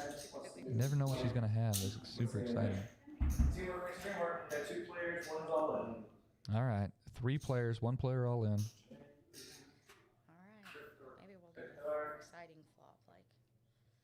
Jack 5. No, not quite. Well, Jack 6-3. Unfortunately for Ilyet, he gets out flopped here. And unfortunately for Rosie, unless she improves, she's going to be out of this tournament. She's not out of it yet. There's still a turn and a river. Yeah, ace does her no good here. She's going to be relying on a king only at this point, or running straight cards.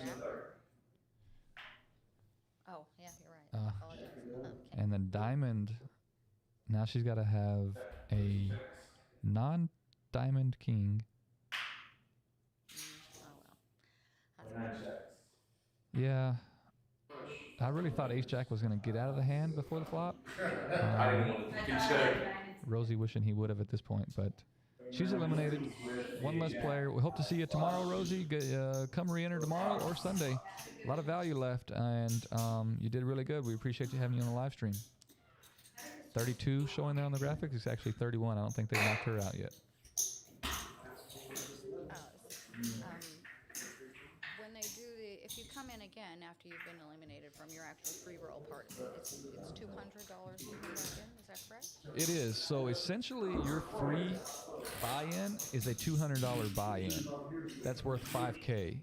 Now, your add-ons are still available at that point. So to make it easier for players, I like to tell them once you're eliminated, to come back in for the full 10K stack, it's $300. Like you could come in for 5K for the 200 because that's your buy-in, and then do the 100, and then do the mega add-on. That gets kind of confusing, but $300 gets you a 10K starting stack if you've been eliminated. That's the easier way to say it. Nobody's going to come back in for 200 and the 5K. They're always going to do the 300. So I just make it easy and try to explain it that way. Yeah, it's not even bad to come in then. You can come in right at the break too, and that'd be good as well. Yeah, you could come in at the break. Great value there. Yeah, do the mega. You start with 25K, and the blinds coming back from the first break are 3 and 600. So a lot of big blinds. I think our big stack is what, 440K, right? On the day 2? Yeah. Yeah, we have one stack that's way out in front of everybody. Most other big stacks are around like the 150 mark, and then you've got a lot in the 70 to 80 to 90 range. So Still a lot of play left. yeah, we only have 40 players making day 2 so far. There's still plenty of room. Plenty of room. All right, we have a flop here. Ilya flopped a pair. I apologize. He didn't flop a pair, but he bet. He was the aggressor, and he took the pot down.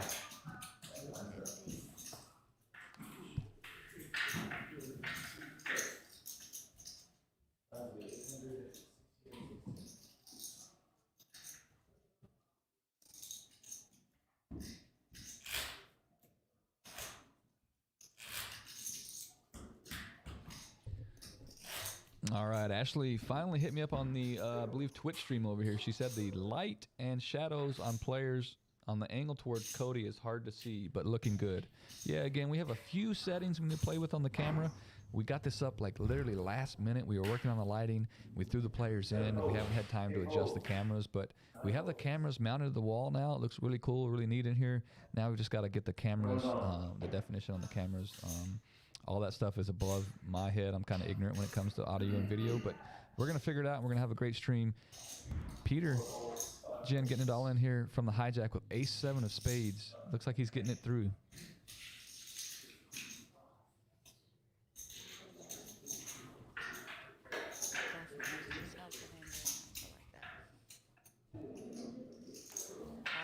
Mine's a very boring name.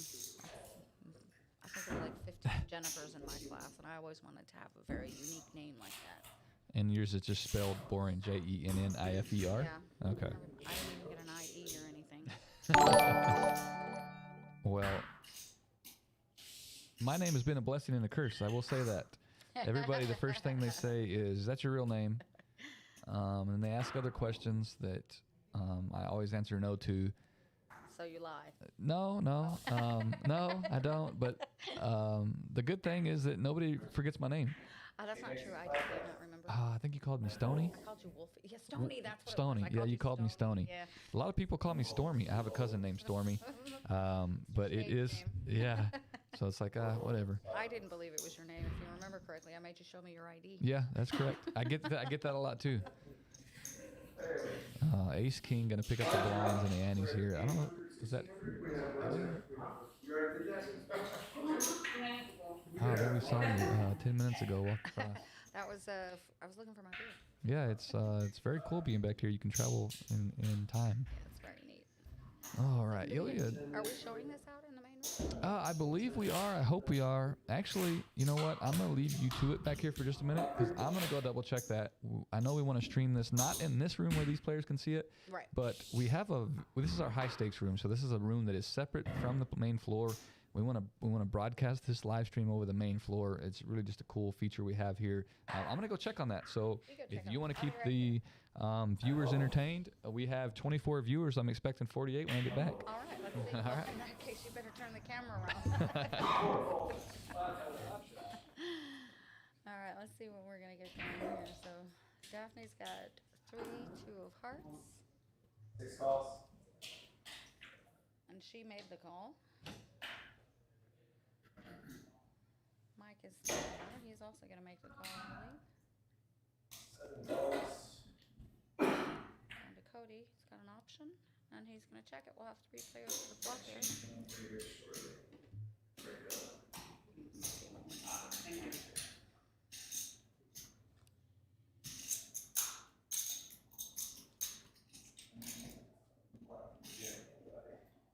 Maybe we'll get something interesting. A couple spades, couple hearts.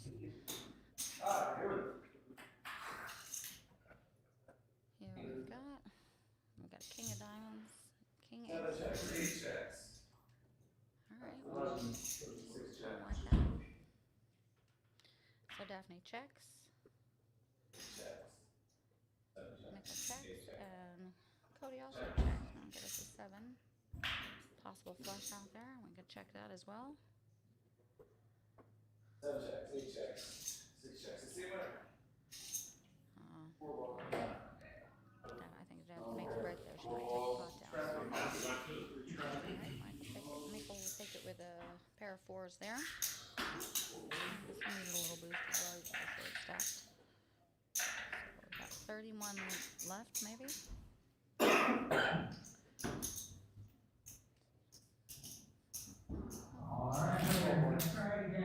We're gonna start this round. It's gonna have a 9.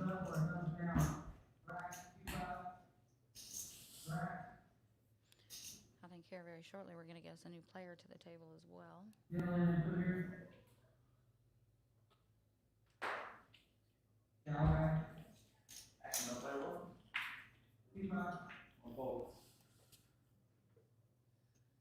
Peter's gonna fold. 2 makes it 32. Elliot's gonna maybe raise. Yeah, he raises to 3.2. And George is gonna go all in. We'll get us a block here. We'll have a little bit of action. 6 folds, 7 folds. 8 folds, 9 folds. Probably heads up. Yeah, Elliot's got king and queen, and George is gonna have 1.6. Well, that is if Elliot calls, and he doesn't actually. George will just take the pot.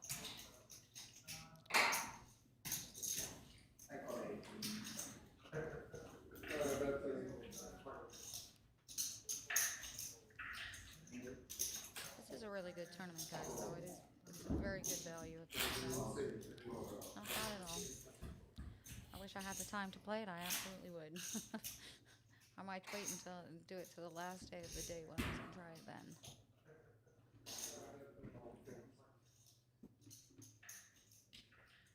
All right.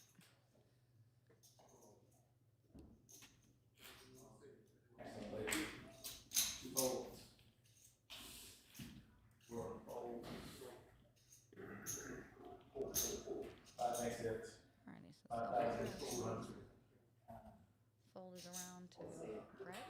Brett raises to 4.2. It's gonna fold all the way back around to Peter. He's got pocket 5s, 3.6 to make a call. I think he's doing the math maybe. He's ahead, I just don't think he knows it yet. It's a hard spot there. Alright, he does make the call.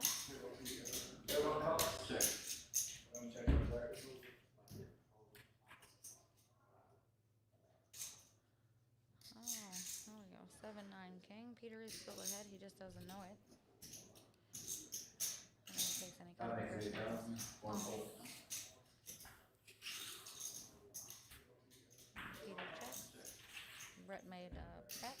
guaranteed or folded. He'll look back on that later and be sad. I hate when I play in the live stream. I always overly critical on my play, but probably well deserved. I'm a horrible player.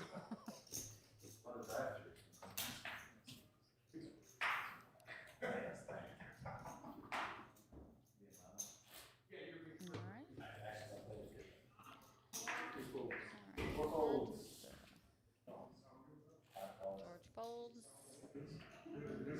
Getting a little bit there.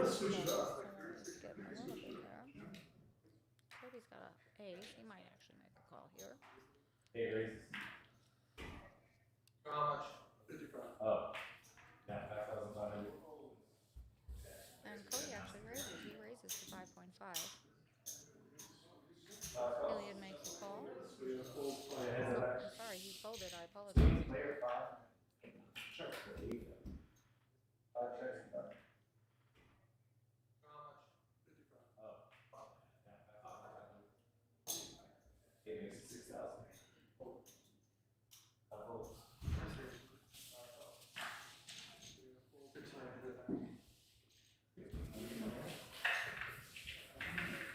Alright, we did get a flop, and Brett has flopped a set. And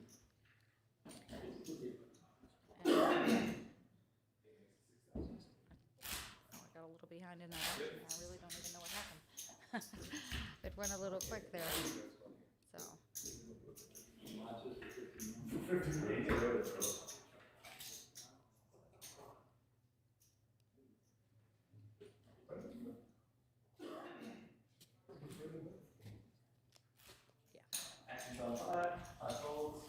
Alright, Daphne's gonna fold. I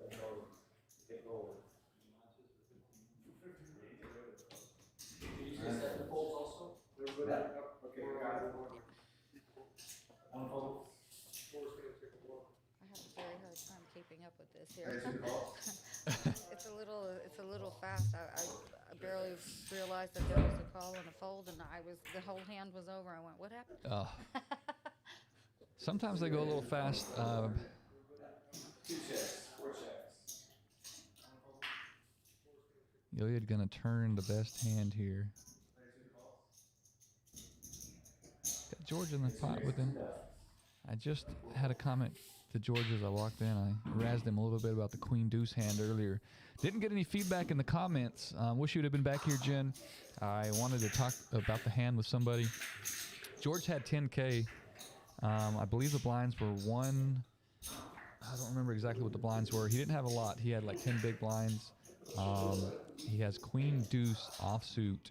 There's 3 limpers, I believe. There's a whole bunch of dead money. I'd have to rewatch the hand. A whole bunch of dead money. I believe there was a raise and like 2 or 3 calls behind for 3K. He rips it with Queen Deuce out of the big blind.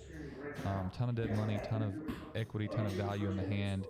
And he gets everybody to fold except for an ace-9. So he goes into 60-40. And the outcome. He almost triples up because of all the dead money, the raise, the 2 calls behind. I mean, he was playing very, very aggressive previously, and I knew he wasn't going to sit around. George isn't the kind of player that's going to sit around with 10 big blinds and look for a premium. So with all the equity in the hand of the big blind, I want to say there was 3, 6, 9, 12,000 in the pot with the dead money, the blinds, and the antes. I don't see any problem with that, especially considering that's my favorite hand. Queen Deuce, well, the Deuce actually won the hand. Yeah, you never see it coming. And I'm explaining it all wrong here, so we'll clip that hand out and we'll put it on Facebook. Discussions. What do we got going on here? Let's get back to the action. Yeah, I didn't quite see it. I think Cody raised from early position with 4s, and looks like Brett wants to defend out of the big blind here with a 5-3 of diamonds. I'm not quite that aggressive, but I do like those hands. Yeah, he's gonna flop a gutter ball here. Cody's holding 2 of the 4s he needs. Not the best hand, not the best flop when you're holding 2 4s. Brett's gonna get rid of it though. I'm not a fan of a gut buster with an ace on the board, no matter what. No, and Brett did call the big blind. I think every once in a while you got to take a stand in the big blind. You've got to defend. If not, they're going to try to push you around the whole time. Absolutely. I see somebody who doesn't defend their big blind almost every chance. If no one raises, I don't care what I have, I'm going to raise them anyway. Right. And tournament players are that way. They're going to notice somebody not raising. And Absolutely, especially this table. We've got a lot of sharks sitting around. A lot of good players here. So. We're having a deck change. All right, bringing in a fresh deck here. Sometimes those microchipped cards are so I know that you can get less things. Yeah, we definitely want to take care of these cards. They're hard to come by. They have RFID technology. It's very, very cool. You can hold the card up to the light. You can touch, you can feel the card. You cannot feel this chip in it. It is so small, you don't even know where it's at in the card. It's really, really amazing technology. These tables have come a long ways. Remember, they used to have the whole cams. Oh, yeah. The players literally had to either, there was a camera underneath the table, or they would have to hold them up and let the camera. That was really cool, but... I used to go way before that when we had the bubble camera in the table. Oh, yes, I remember like that. I even go way back. Oh, wow. Way before that. Who had that? I do remember seeing that. Aruba. Like I remember Okay. it was WPT and I'm fairly sure that that's all WPT. I remember the first time I ever saw it was in Aruba. I forgot all about that. Yeah, yeah, that is. That's actually how I got into tournament poker. Really? I saw this girl dealing in a bikini, and she was dealing over that bubble camera, and everybody was talking about the TV. So I put poker on TV at my game, and I'm like, did they pay that girl to go there? And they said, yeah. I said, oh my goodness, please sign me up. So she was dealing in a bikini. This was in Aruba, or this was Dallas Underground? Aruba. Okay. She was in Aruba. Because could definitely get it confused. She was dealing in she had a bikini on and she was dealing over that big bubble camera. And I just thought, man, they paid that girl. And deal in Aruba. I think I need that job. And the next thing you know, you were in Aruba. I was, yeah. Awesome, awesome. You've been all over the place. What's the most exotic place that most people wouldn't associate necessarily with having poker? Africa. Africa, really? Which Marrakesh. I went to Marrakesh. And that, I will say, was the hardest job I've ever had to deal because they count in French and in Arabic. So it's incredibly difficult. Oh, wow. Okay. And the denomination, whereas we're betting 1,000, their denomination is they're betting 1 million.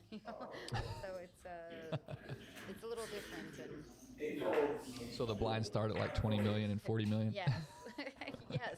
Okay.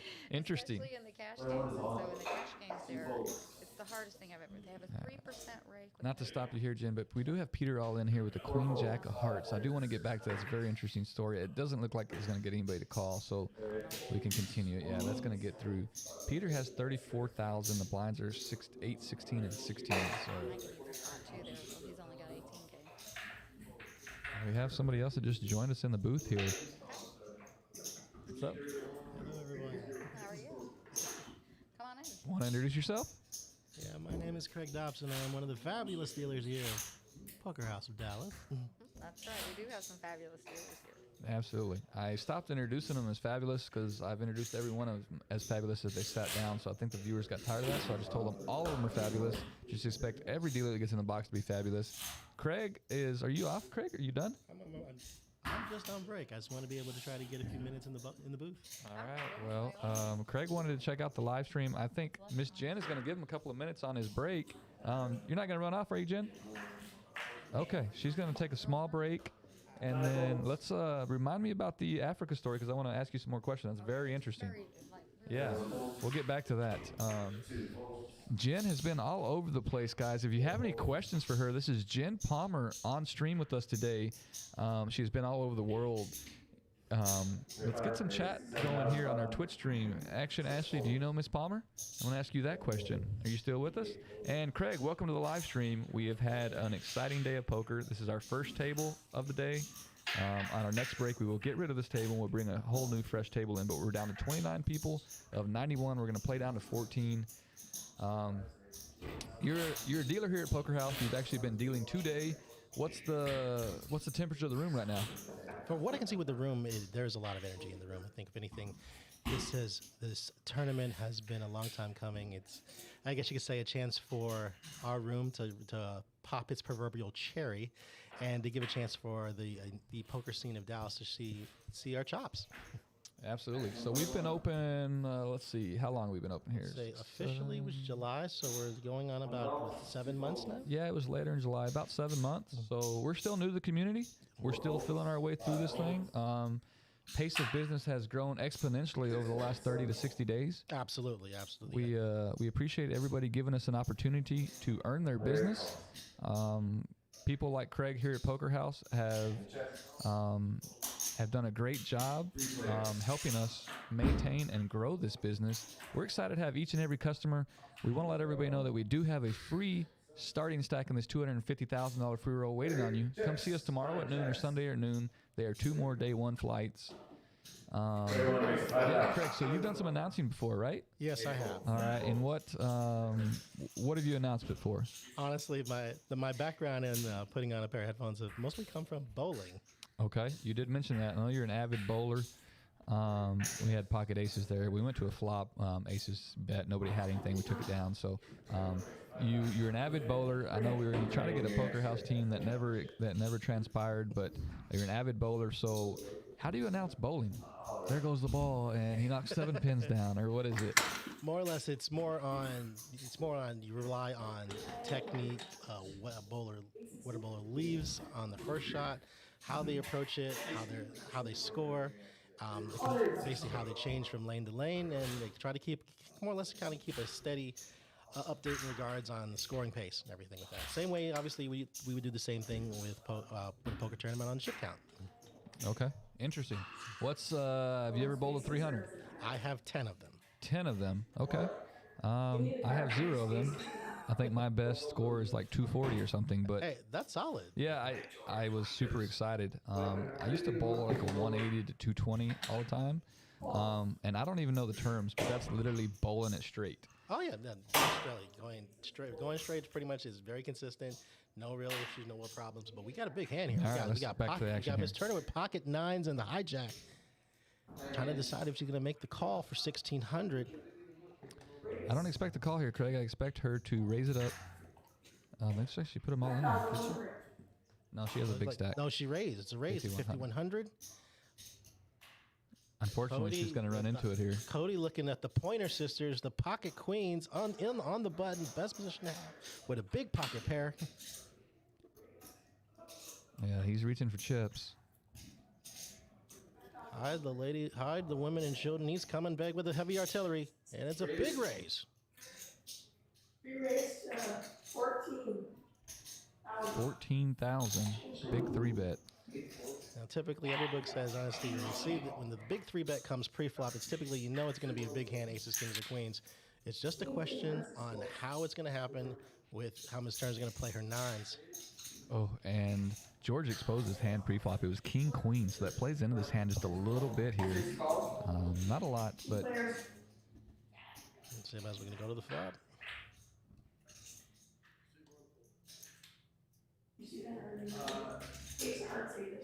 All right, they had a little hiccup there. I'm not sure. He's having to input them manually. Not sure what happened there.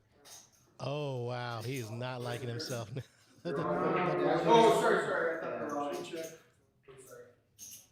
All right, Daphne in trouble here. She's gonna check. Gonna fire out in position. Yeah, the ace probably lets her get away from this hand on the cheap though. No, she's gonna see what happens. She's gonna call it down. Probably the fact there was an ace exposed, but that king may stall action now. So, it may go check here. If anything, now the board texture is gonna create where it's gonna probably just level off the action now. Yeah, let's see if Daphne. She's not checking. Oh, I'd love to see her pick this pot up right here. Okay, she's gonna check.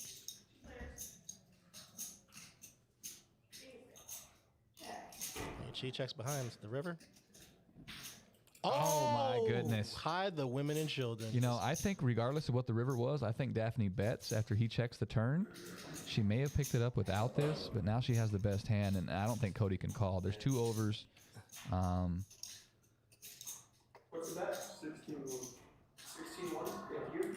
She leads after 16. She bets just a little bit over third pot. Yeah, great sizing here. But for Cody, you got to think it's like, okay, you got 2 overcards to your queens. You got to think one of them she's gonna be able to call you down on 4 straight. So, wow, what a river card to catch on that. Yeah, I would have liked to seen a blank on the river because I think she goes for it on the river after he checks the turn back. If anything. Yeah, and then he's on he probably folds. The board texture, honestly, you know, you had 2 big cards. Still, there was a flush draw and a straight draw. You never know what's going to come on that, honestly. But obviously, catching the 2-outer on the river, and with the fact that someone exposed that they flopped aces in there. Yeah, absolutely. So a little easier for her to bet the river, but I still think that if the 9 doesn't come, she checks. She bets and picks the hand up either way. So on to the next hand here.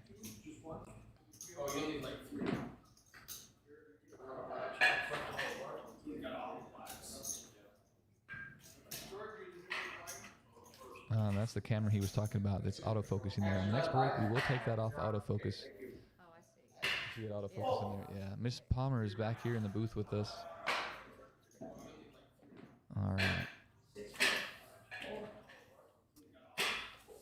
It's going to come down to the button and the battle of the blinds. Got a pocket pair here on the button. George is not going to go anywhere with this ace-queen. Expect a 3-bet here.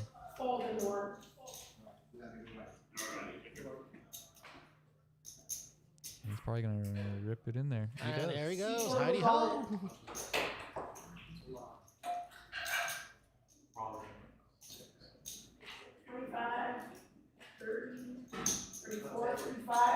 Jermaine asking for a count. It's going to be about 30% of his stack to make the call. Yeah, not a snap call, but he does make the call. All right, and we're down to the traditional coin flip. You got the 2 overcards and the pocket pair. You got the pocket pair is about $1.50 favorite until the flop hits.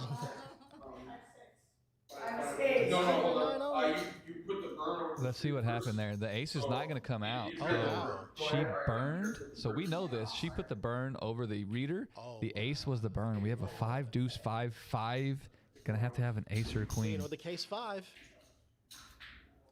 Oh, wow. Fortunately for George, he did not see that. He does not know that went on. He will see it when he sees the string. That was the burn, but we had false hope back here. He didn't see it run out that way in real life. So, unfortunately for George, he is eliminated. George, come see us tomorrow at noon or Sunday at noon. This is Poker House's $250,000 free roll.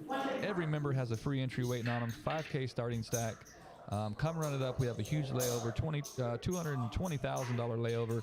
We're giving a ton of money away.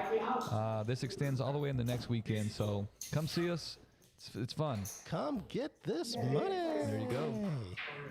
It is here waiting on you. And if you're not a tournament player, right now is a good time to come pick off the cash games. Our cash games are, they've been crazy over the last couple of weeks. And, last night we had 2 big 5-10 games. We had a 5-10 game. We had a 5-10-25 game. We had a $15 bomb pot PLO game. As usual, 4, 5, 6 no limit hold'em games. So really excited to see what Pace of Business does tonight for our cash games. It's been getting electric out here. So we have cash. We run 24/7. We had games go through the night last night. If you're looking for a place to play poker, come see us. We're off Regal Row and 35, not far from the medical district, right here by downtown. Not only that's one thing, but it seemed like the quality of the game. So it's not going to be just the thrill price. You got everyone that you have solid players that play a lot of cash. We have a lot of new players, a lot of strong players to come play. You're gonna get the action. If you want the action, if you want solid play, this is the place to be at. The quality of games here, Ideal and I should know, is going to be second to none. Yeah, absolutely. And the vibes here are different. Very, very good vibes come from our room. Absolutely. It doesn't feel super grindy, if you will, at this point. We don't have we've got a good balance of people. A lot of recreational players come out to have fun. We have music playing in the room. It's a good time. Not warding off the grinders. We want you guys, but we have a lot of recreational players. This is a place where people come out to have fun, to socialize, to play poker. We got an all-in. We got all-in with under the gun with Ace 5. Okay, a little over 10 big blinds here, if I'm reading that right. So looking for a spot. I think it's going to take this down. Yeah, down I think Nine was not going to call it with this. So. All right, and obviously probably a well-versed tournament player here. You know, anytime you get 10 big blinds, obviously you're looking for any big ace. That wasn't a big ace, but any spot to get it in. But you got to pick up some blinds. You got to make a move. You've got to do something. 13 big blinds now for Mikhail. Or is that Michael? Michael. Okay, 13 big blinds for Michael. I apologize, Michael. I've been mispronouncing your name the entire stream. I will fix that immediately. So what do you think from the first couple of day ones? We've gotten down to about 15 players. So probably by the end of all the day ones, we should probably be down, about 130, 120 maybe? Yeah, we have 40 players from the first weekend. Oh, wow. So if we get 40 more from this, that would be 80. Probably, another 15, another 30. So 110 players only, dividing up $250,000. See, ladies and gentlemen, that tells you right there. If most free roll tournaments, you're lucky if you got to get through 50, 60, 70 people just to win a bar tab. This way, we got a chance at a $250,000 prize pool. There are some tournaments at the series you don't have that kind of prize pool. Yeah, this is absolutely insane. Fortunately for the players, there's not a huge turnout, so there's a ton of value in this thing. I mean, these seats, if you were to do the reverse math, the value in this seat that you're getting for free would be over $1,200 right now. I did the reverse math. So, if you make day 2, you're going to min cash. Got to play down to 15% of the field. You're getting a free opportunity. So why not come out, check us out? You may love it here. This may be your new home. If not, you took a free shot at a big tournament, and maybe you'll win some money. Oh, big hand here. Big blind. Oh, boy. Here we go. But I don't know. Maybe, just maybe, you got pocket kings, and the big, you got ace-10 and under the gun. Yeah, and the gentleman with the ace-10 does have a big stack, 134, so he is going to try to lean on that stack. He's going to run into a hand here. Now, obviously, you got Cody. Obviously, he played that big hand earlier with the queens and got rivered out with the 9. Do you think he makes the move, knowing that obviously that the raise was ahead of him, and he's got position? I think he 3-bets here. I don't think he just rips it. He's got 40,000. I'm expecting to go to 12K here. And then if you get jammed on, you reassess the situation. But I don't think you're ever going to fold the kings. No. It's just a question. Now, the question is with the big ace. Regardless of situation, are you calling this down if he raises, which you know it's coming? There's the raise. 18 raise 15. All right, that was close. I said we're at 15K now. It looks a lot stronger coming from the big blind, in my opinion, here in this situation. I think ace-10 is pretty easy to get away from here. Yeah. Cody's been playing pretty tight. He's not going to get out of line here with just. So good fold there by Jermaine. Down to 25 players. Oh yeah, I think that's so. Right now we're probably like 10, 11 away. We're going down to 14 if I just did the math correctly a while ago. So 14 players from this flight will make day 2. When I walked out there earlier, we were down. I don't want to spoil it here, but there were 3 tournament tables remaining on the main floor plus this one. So we had 4 total at that time.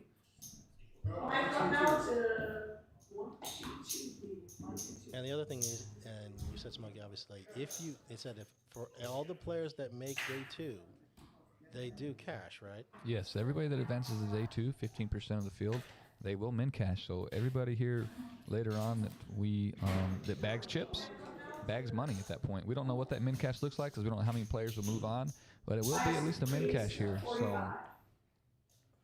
won't be that many double bags this time, but with a free roll.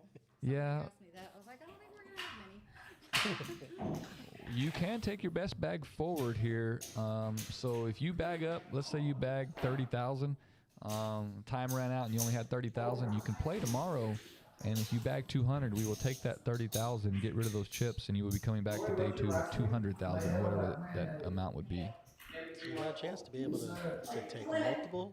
to fire multiple bullets at this. Take your biggest stack into day 2. You never know what's going to happen with this. Well, very strange. I'm not sure what transpired, but they pulled Ilya off our table, who was our chip leader. He had 104 big blinds, but then they replaced him with another player. Jen has an update. Then right after they balanced, we lost another player on another table, and we broke a table. Okay, so the action must be hot out there. They are knocking players out right and left. Okay, so that's Mr. Roy Mayo here. He was under the gun, 8 deuce, not getting it done. He's trying to get his chip counts situated. They're explaining how the live stream works for him, so give us just a second. With the big broad shoulders, honestly, I'm just going to come here and I'm going to. And then Jermoris Fields is going to be your other new player here in the Lakers jersey. Looks like he has quite a few chips. I think it's 114,000. Jermaine here in a small blind, 125,000. Gets Cody with an ace. We talked about this earlier. Typically, when it folds around to you, you're going to raise on the button. With any ace, you're looking to pick the blinds up. Unfortunately for him, the small blind does have a big pair here. Or I say big pair. He's got 2 red 9s. Uh-oh, now it's where big and I like stacks the are 3-bet. playing against each Yep, other. I love the 3-bet. He didn't just decide to flat. He wants to see where he's at in the hand, and he knows the exact same strategy that we just discussed. He knows that Cody's going to raise there, sometimes with any 2 cards, sometimes with any ace. He just wants to take it down right here, and he does. Good play. I'm going to take advantage of, if anything, position is key in regards, especially in a long tournament format like this will be. So, but I believe it is probably almost time for me to head back on the floor. So I'm going to turn it over to the wonderful Miss Shannon. Let her take over for me. All right. Well, maybe we'll see you on the live stream. Well, who knows? We'll see. All right. Well, if you end up on the live stream, we'll point it out and let them know who was the man behind the voice. I appreciate it. All right. Good job, Craig. Thank you, sir. Thank you.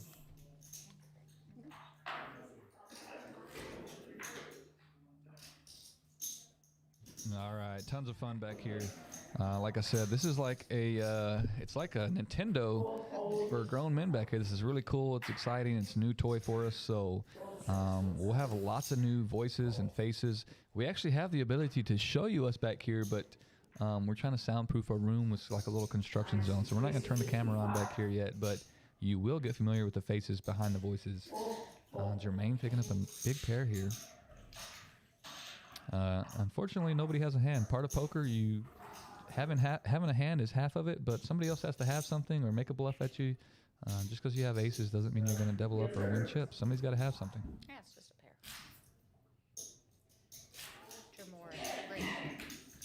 Jermoris Fields, 57 big blinds. Daphne, 45 big blinds. The Raiders, Las Vegas Raiders. Sounds weird. Yeah, the Las Vegas Raiders.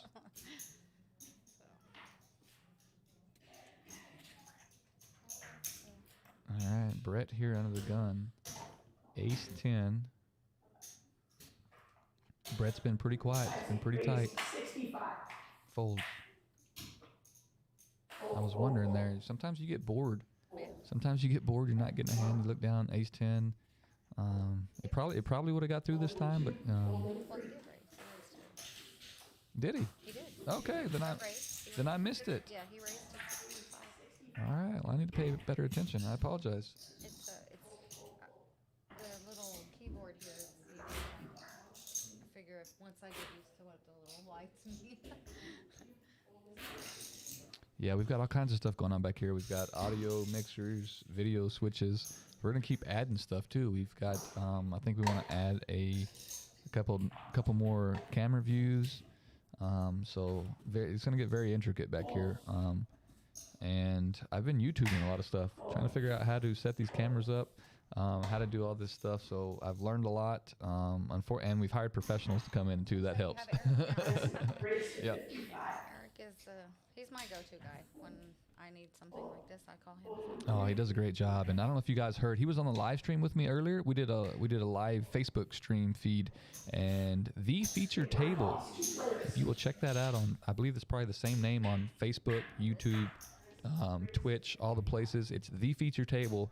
So he travels around. He loads a trailer up full of stuff. He goes to casinos and he streams feature tables. So Eric Anderson is his name. I don't know how to, I'm not going to give his information out right now, but I will ask how you can get a hold of him. If you are watching and you're in need of a live stream, I highly recommend this guy.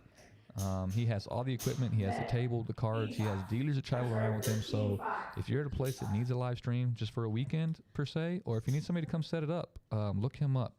He has more than that as well. It's not just, he doesn't just have dealers too. He can he's an all-around kind of guy. Yeah, and he's very well connected. I'll say that, right? He's got a lot of connections. If he doesn't have it, he knows somebody that can get it there.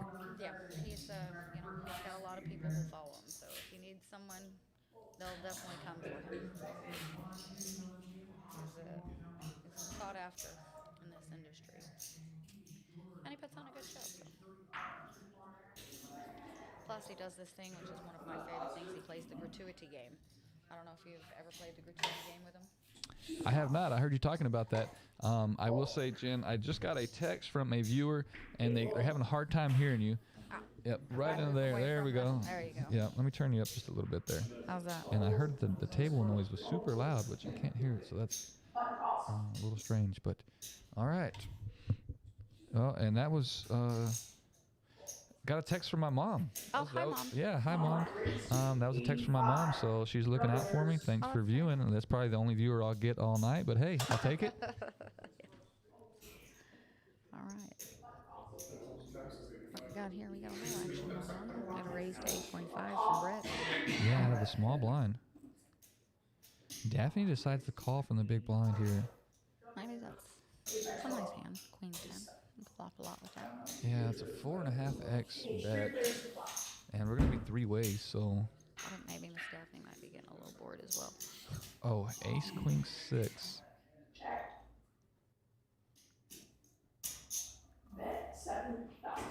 Daphne leads out here for 7,000 with middle pair. We know that's not getting through. Is Brett gonna flat here? Or is he gonna go for raising chips? Yeah, he calls. Just got an ace jack. What's his stack? 53? No. Okay, Daphne's been called. It's gonna be check here. That check may entice. That's 12,000. 12,000. Yeah, he checked the turn, so she might think her queen is good here. Tough spot for Daphne. Yeah, she's gonna call. I think she makes the call too. Yeah, she does. Yeah. And good check on the turn by Brett. Gave her false hope, and it's probably the only reason he gets paid there. If he bets a turn, she probably just folds her hand, so worked out perfectly. I don't know what that ringing noise was. Did you hear the? I did, yeah, and I'm not quite sure. I'm wondering if it's maybe could it possibly? Well, I've got all kinds of cool buttons here. I can do all kinds of cool stuff, but it wasn't from our switchboard here. A couple of the players have left their phones on. I've tried to get them to turn them down, and there's one that just keeps going off, and I can't locate which one it is. Okay, and we make the players take their phones, all that good stuff. They have to set them on a separate table. Yep. Why do we do that, Jen?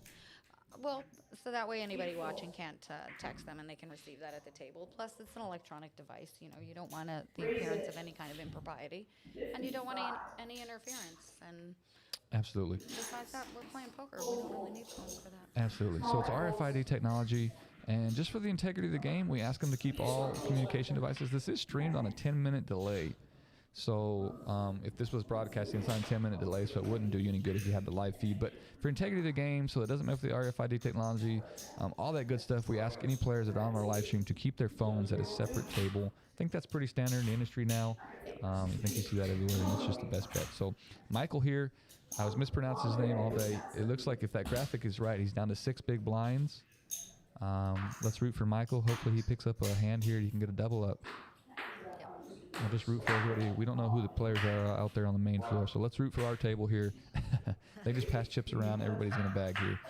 Oh, we might get a little action this time. We got an ace 5 and an ace 8. Let's see. 7-4 of diamonds. That is a special hand to me. I know most players could care less, but since we're looking to talk, 7-4 of diamonds was one of my best friends in colleges. That was his favorite hand, and unfortunately, he went off to the war and he didn't return. So every time I look down, I got a 7-4, suited 7-4. it's one of those things for me. It doesn't matter how much it's going to cost me. I'm going to play that hand. You're gonna play it. Yeah, I'm going to play it. And it was his hand, and that's my little tribute to him. So, first time I've ever told that story, but it's kind of near and dear to my heart. Adam, he kind of taught me the game. We started back in the early 2000s when it was booming. We all played in his garage, and we were all terrible. Fortunately for me, I went and I read Super Systems. You remember Super Systems, Doyle's book? Doyle, yeah. I still have that book. Yeah, I think it's a great foundation for any player, any starting player. I always refer them to that book. I know the game has evolved a ton, but I still go back to that as a good foundation. But I read that book, and we used to keep tally on a chalkboard. I had 36 marks, and the next player had 6. We'd just do like a little $20 tournament, and obviously it's a cash game book, but nobody knew anything at that time when it came to college kids. So they were like, how are you doing this? And I said, I just read this book, and I know a lot more than you do now. So that's Doyle's Super Systems, and then went on to read Dan Harrington's, and now there's just a million different books, and everybody's made a ton of money off poker. And the blogging is so great.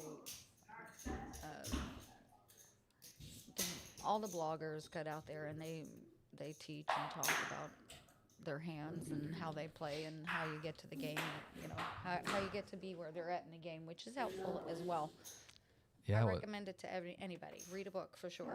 Definitely helps. Yeah, read a book. You've got guys like Bearded Poker. You've got guys like Wolfgang. Give him a shout out. He's been here in the room. You can learn a lot from watching their streams. Really, the cool thing about poker is there's really no wrong or right way to play. There are a lot of people that think they know what the right play is, but at the end of the day, it's your money. You can do what you want with it. That's what makes poker fun half the time. You got everybody into this GTO thing. Everything's GTO now. I'm a little old school. I mean, I know that I'm probably not the most successful poker player, but that's why we're on the other side. Right. But all right, 7's still in the lead here. You got your bird card. You have to be careful. Really good turn card for Jamorris's hand. He's open-ended now and a diamond draw. Roy's gonna let him. Yeah, Roy's gonna give him the opportunity to take the hand away from him here. Not an easy hand to play for Roy. Yeah, it's the other way.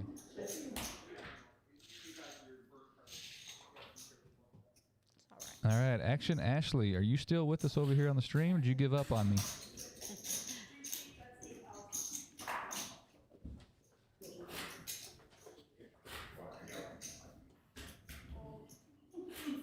So you guys we can watch this on Twitch TV, right? And Poker House Live? Yeah, Poker House Live. If you search Poker House Live on Twitch or YouTube, we will come up. And then our Facebook is just Poker House Dallas. Speaking of our Facebook, I'm going to pull that stream up. Let's see if there's any commentating going on here any questions we're missing in the live chat. Live chats. I was wondering if they came through, like if it comes up on there, does it send you a notification? It will, yes. Yeah, so go like it. Let's see here. What have we missed? Batter JJ. Smokey, do you offer tournament lessons? I want to improve my game, but don't know how to play Queen Deuce. Well, obviously that's a little needle there at George, but I will see if George will do personal lessons for you. Yeah, so I won't give you lessons, but we'll see if George will. William Everly is watching. Hey, William. Ashley said she does not know Jen Palmer. I don't know. Just Action Ashley. Ashley Heine. Does she work for a blogger? No. She's nope. She's not a blogger. She is. She goes all over the country, and she plays poker. She is a poker here. Blonde? Yeah, blonde. Okay, I'm pretty sure I know Ashley. Action Ashley? I'm pretty sure I know who she is. Okay. She might not know who I am. Okay, fair enough. Well, we can do an introduction, hopefully.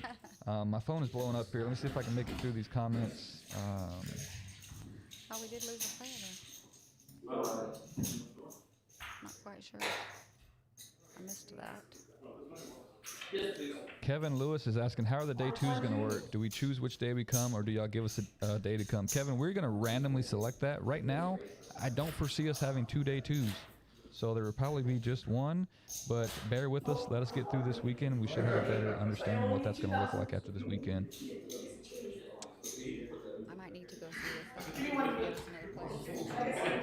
Okay. I need to make sure. Well, this was 10 minutes ago. But yeah, you want to go take a look? If my, I just want to make sure. All right, yeah, absolutely. Miss Jen's helping us out with the tournament, so she just wants to make sure everything's getting ran proper. I'm gonna keep going through the comments here. I'll try not to miss another hand. We had a player eliminated here, and she wants to make sure that we get the tables balanced. Daphne here in the hijack has 2 sevens. Not a lot else going on in the hand.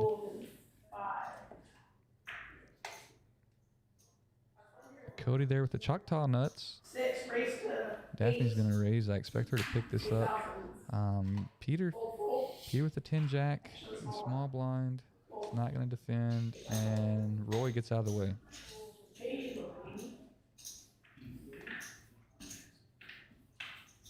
Oh, Ashley answered my question for me. Yeah, stay tuned. If there's 2 days, it'll be random, and you don't get to choose. Is it for sure that we will have only one day 2, or will it be decided later next week? And Kush, obviously we got to get through the weekend. If we had 500 people show up tomorrow, there's a possibility of having 2 day 2s. We will reach out to you guys, let you know, put it all over our stream, put it on our Facebook, try to get it communicated to everybody as soon as possible. But we won't know until next week. AC raised to 6,000. Fold in hand. Fold. Oh, my fold. Big blind fold.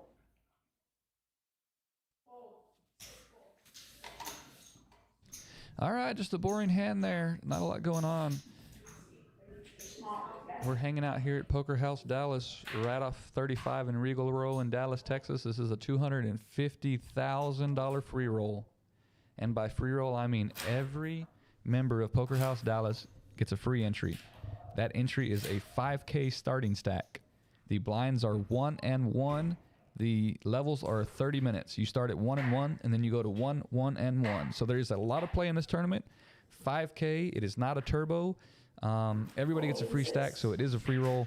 $250,000 guaranteed to be paid out. There's about a $220,000 layover. Come see us. Come check out the value.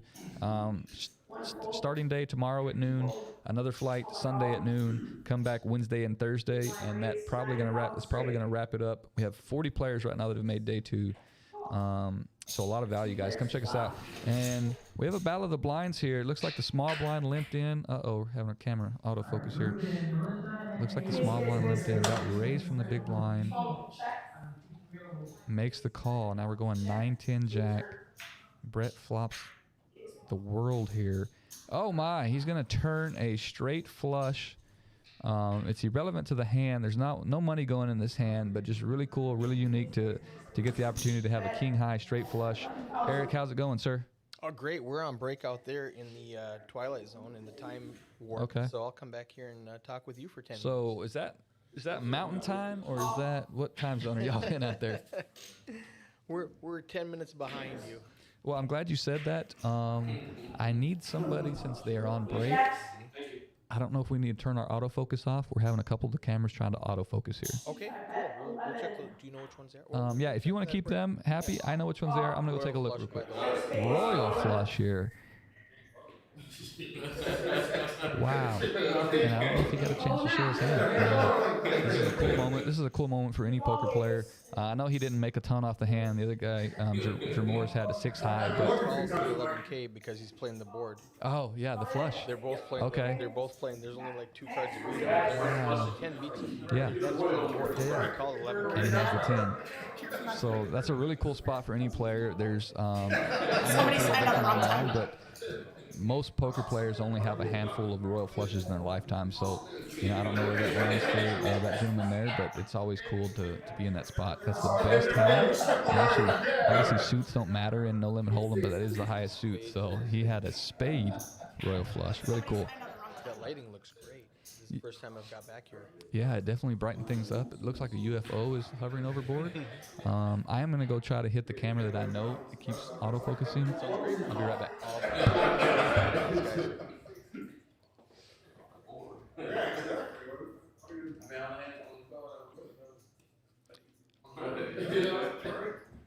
This is Eric Anderson. You've got me for about 8 more minutes before they go on break out there.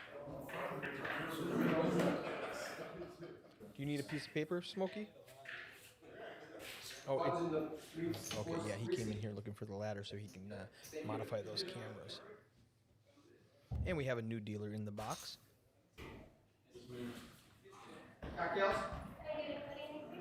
Every time we switch dealers, we have to give them just a little bit of training.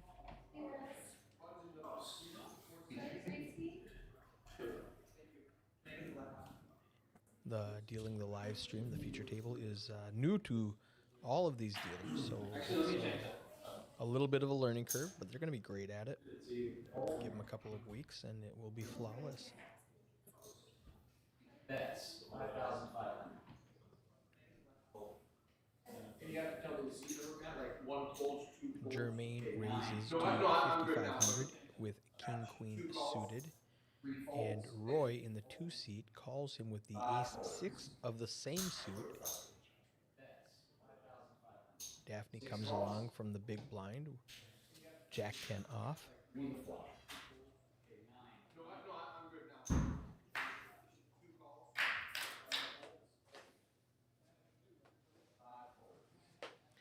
Deuce, deuce, 4 on the flop. Check. Check. 9 checks.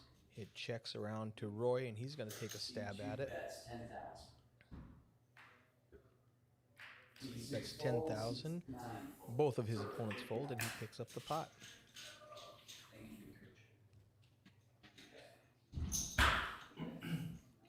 You can see there we have 5 minutes left in level 12 before we go on break. In this $250,000 guaranteed free roll. Flight 1D. Flight 1E tomorrow starts at noon. Your first $200 buy-in is free. If you want to add 5,000 chips for $100, you can. And if you bust out, you can buy back in for $200. At the break, they have a mega add-on for $150. One time you get 15,000 chips. So you can walk in at break with your free buy-in, your $100 add-on, and your $150 add-on. For $250, you can sit down with 25,000 chips. There's going to be a huge overlay in this event. $250,000 guaranteed. I think they did the math and they were at 230,000 after last weekend. That the overlay was 230,000. We have just about 360 players have played this tournament so far. Most of them were first-time members, so the poker house is paying that buy-in for them. We predict, I did a little bit of math, first place is going to be over $40,000. They're playing 15%. If they get 1,000 people in this event, that's 150 people they're going to pay out. And min cash is going to be around $450, $500. Let's get back to the action. Roy limps in with the King-9 suited. Oh, I'm sorry, that's a call. You can see the action tracker says he raised to 5,000, but he threw out 1 chip, so that is a call. So we have to back up the action, change it to a call. Action folds around to Cody in the small blind with Ace King. He's going to raise it. Makes it 8,000. And Jermaine folds the big blind. It's back to Roy, 6,000 to call, and he lets it go.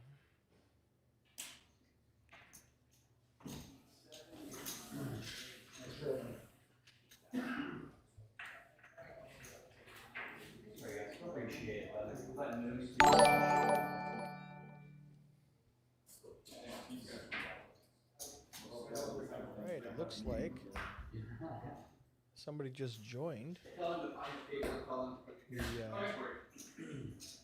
the Twitch stream. Somebody just subscribed to the stream, so we had that little dinosaur jump on the board. They're gonna bring in a new tape.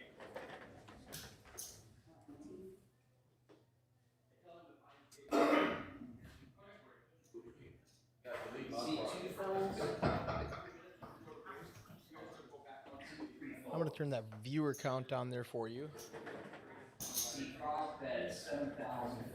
can see there's 4 people watching right now on Twitch and 1 on YouTube. Facebook is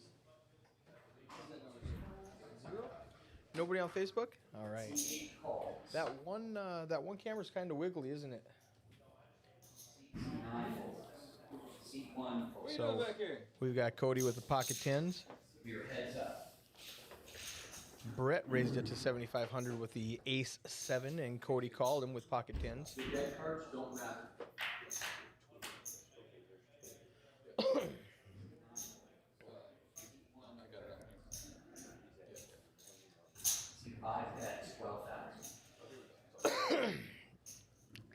Brett does flop a 7, bets 12,000. Actions on Cody with only 1 overcard.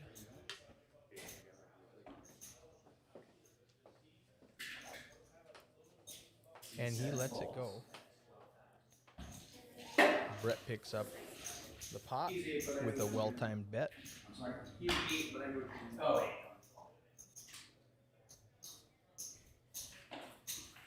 right, we've got 1 hand left in this level.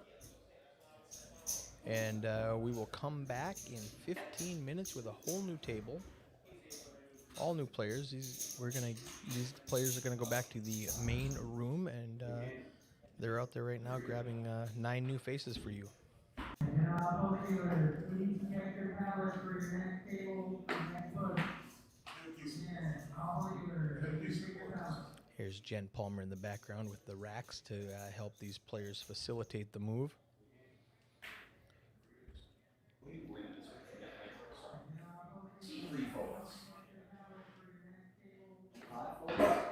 It's going to fold around to Daphne in the hijack with ace 7.